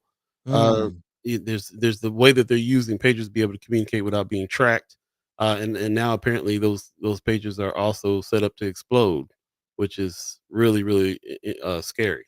It's a Yeah. scary situation, and a lot of people lost their lives on that. Yeah. Yeah. Matthew Miller Jenkins is telling us to boycott, divest, sanction, all That's the a tools, BDS. BDS, all the tools we can use for that, according to Anthony Rogers Wright's Okay. comment Okay. there. Be Okay. good to know if the senators would be down to commence a BDS effort in Nebraska. Yeah, to start to Basically commence support one. sanctions. Yeah, to Yeah. start. Yeah, Support. that's an interesting thought too. Okay. Also, Matthew Miller Jenkins is saying, talking about Puffy's arrest, what it means to the music industry. Another story that's in the news in a big way in our country right now. Something that a lot of people are talking about. Puff Daddy's arrest, and what that means for music. A lot of CEOs and people stepping down from places and shutting Man, Twitter pages down, and a lot of movement. It's gonna be another situation where people's names gonna get or getting ready to get put out there on some weird stuff. So yeah, what does it mean? It's gonna be very interesting to know what it actually is going to mean for the industry as a whole. well, this is Buddy the Guy speaking. We're having a conversation, but I do think that there's a cross section between these conversations, Okay. between what's going on politically and what's happening Mm, socially with the whole Diddy situation. And I just put it out there: sex trafficking is at the center of it. Trump has been, mm. been in the middle of several sex trafficking conversations and has been accused of these types of things. There's a connection, common thread between Diddy and Trump by the name of Epstein. So again, it's just me talking, but I am wondering how these things will connect. And as you're saying, names coming out, how high is this going? Like what's really going on? It's just a thought I'm having. So yeah, I Yeah. don't know how much of that y'all want to have a conversation as far as the whole Diddy situation or what Sister Matt Jamila Jenkins is talking about with Palestine. She says, I would love us to talk about the apartheid state of Palestine currently as well. So again, are these conversations that you would all like to get into? Yeah, that's a good question, and not that every single conversation that you guys that the chat chimers want to bring up is what we're going to dig into all the time, because Mhm. remember this show is really based around local politics, which never really gets enough attention in the first place. So we can definitely dive into that, and I think during election season in particular, especially from what I learned last night or night before last, hosting the event that Senator Terrell McKinney put together with the candidates, that this is a meet and greet, kind of get to know these candidates. And a lot of people want to know, if you're running for public office, how do you feel about any of these things?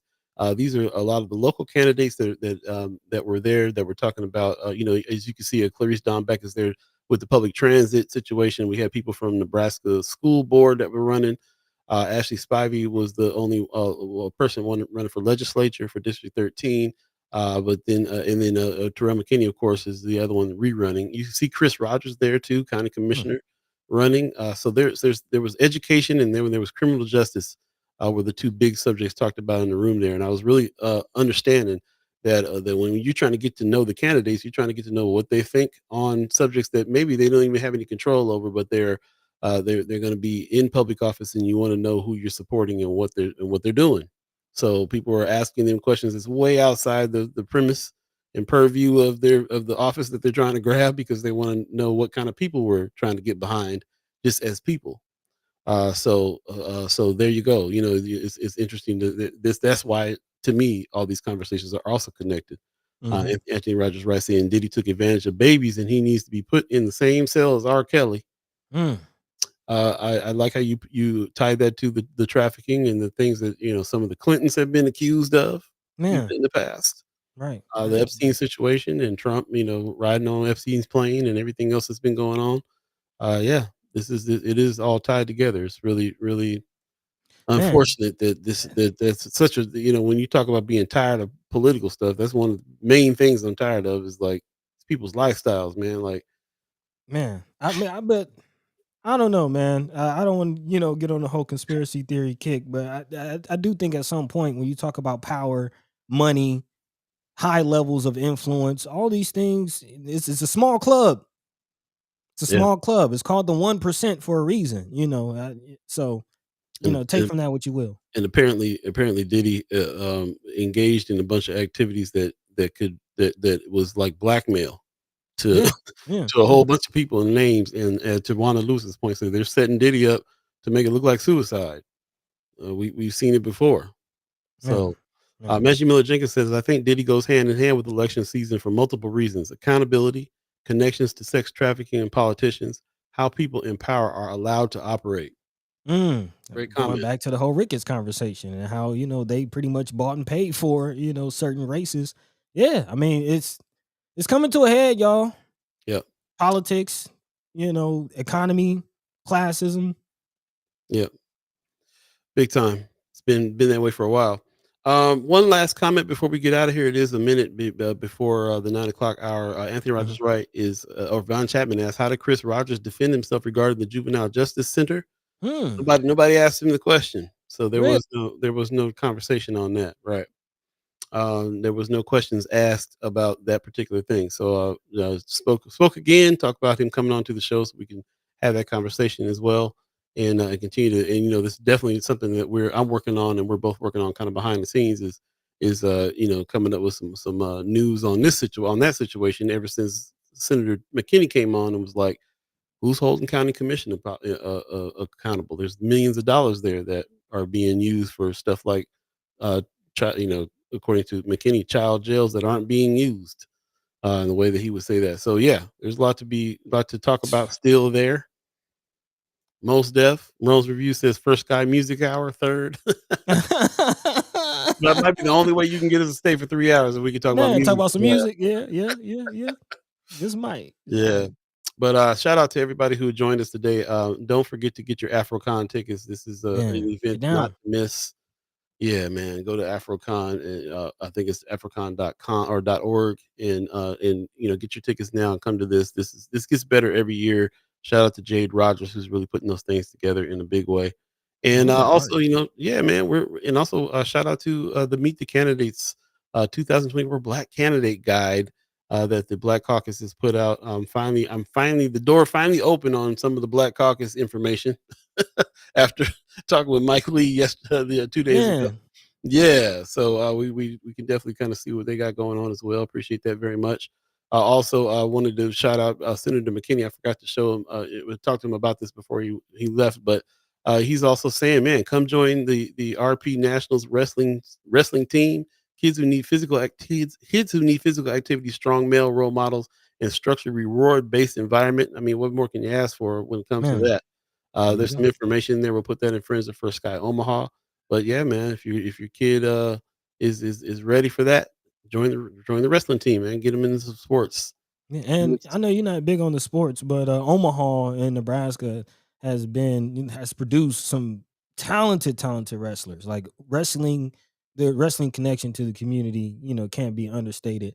UNO closed this wrestling program, but a Mhm. lot of talented, nationally ranked, recognized wrestlers come out of the Omaha and North Omaha community. So big shout out, to the likes of Senator McKinney, all the wrestling coaches and programs out there. There you go. Last but not least, just want to give a shout out to the Black Agenda Alliance, who's having their community meeting strategy. And what's next is happening on Sunday, September the 29th from 4:30 to 6 at Assembly of the Saints. I highly encourage you to come on, open to the public. Come on and find out what's next, what's going on, what's happening now, and what's next for Black There you Agenda go. Alliance and just Black nationalism in general in Omaha, Nebraska. How are we doing for self Man, in a big way? So appreciate that very much. And hopefully we'll see you there as well. We'll have Brother Kasim on Monday to recap and talk about what's going on, what happened at the meeting. So if you're not able to make it, we'll be talking to him the day after and find out what's going on. And so yeah, and that's about it. We're going to go ahead and shut the show down. I just want to remind everybody and thank everybody that everything that we do is really out of the love. The man. love supreme. Like John Coltrane says, it's his birthday today. Shout out to John Coltrane and creating a work of art that is span time and space in a real way and still touching people and still making it so that we are thinking about how it is that we're coming across and what we're doing and how we're treating each other.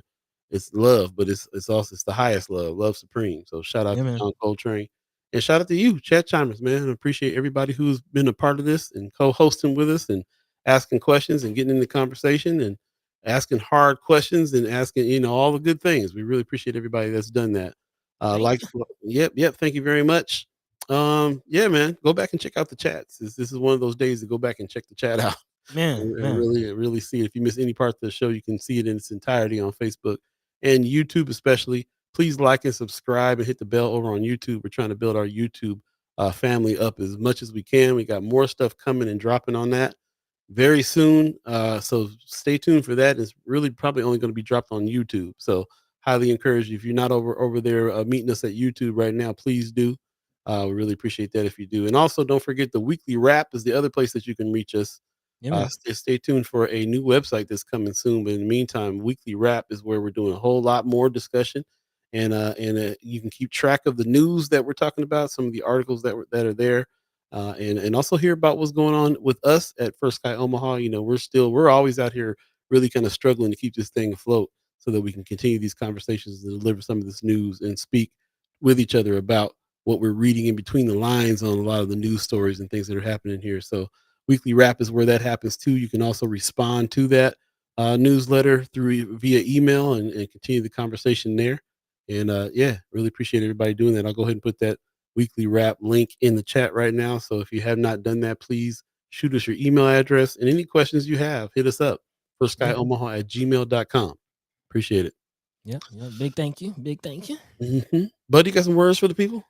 Yeah, man. Again, hopefully we did some good today. Hopefully we did some good. Hopefully you're walking away a little more informed, a little more empowered, because essentially that's the point. That's what we're here for. So again, we appreciate you. We love you. We thank you. As always, big shout out to the Senators, Terrell McKinney and Justin Wayne. We call them the dynamic duo for coming through and speaking with us. And giving us some information, some clarifications on things. And of course, big shout out to all of you, the chat chimers, ghost listeners, monitoring spirits, first time listeners, last time listeners. Everybody, we appreciate you for tuning in and supporting what it is that we're doing here. And wouldn't be what it is without your support. So hopefully we will continue to get that support. As Paul mentioned, check us out on our weekly wrap newsletter. Also, again, link into our YouTube page.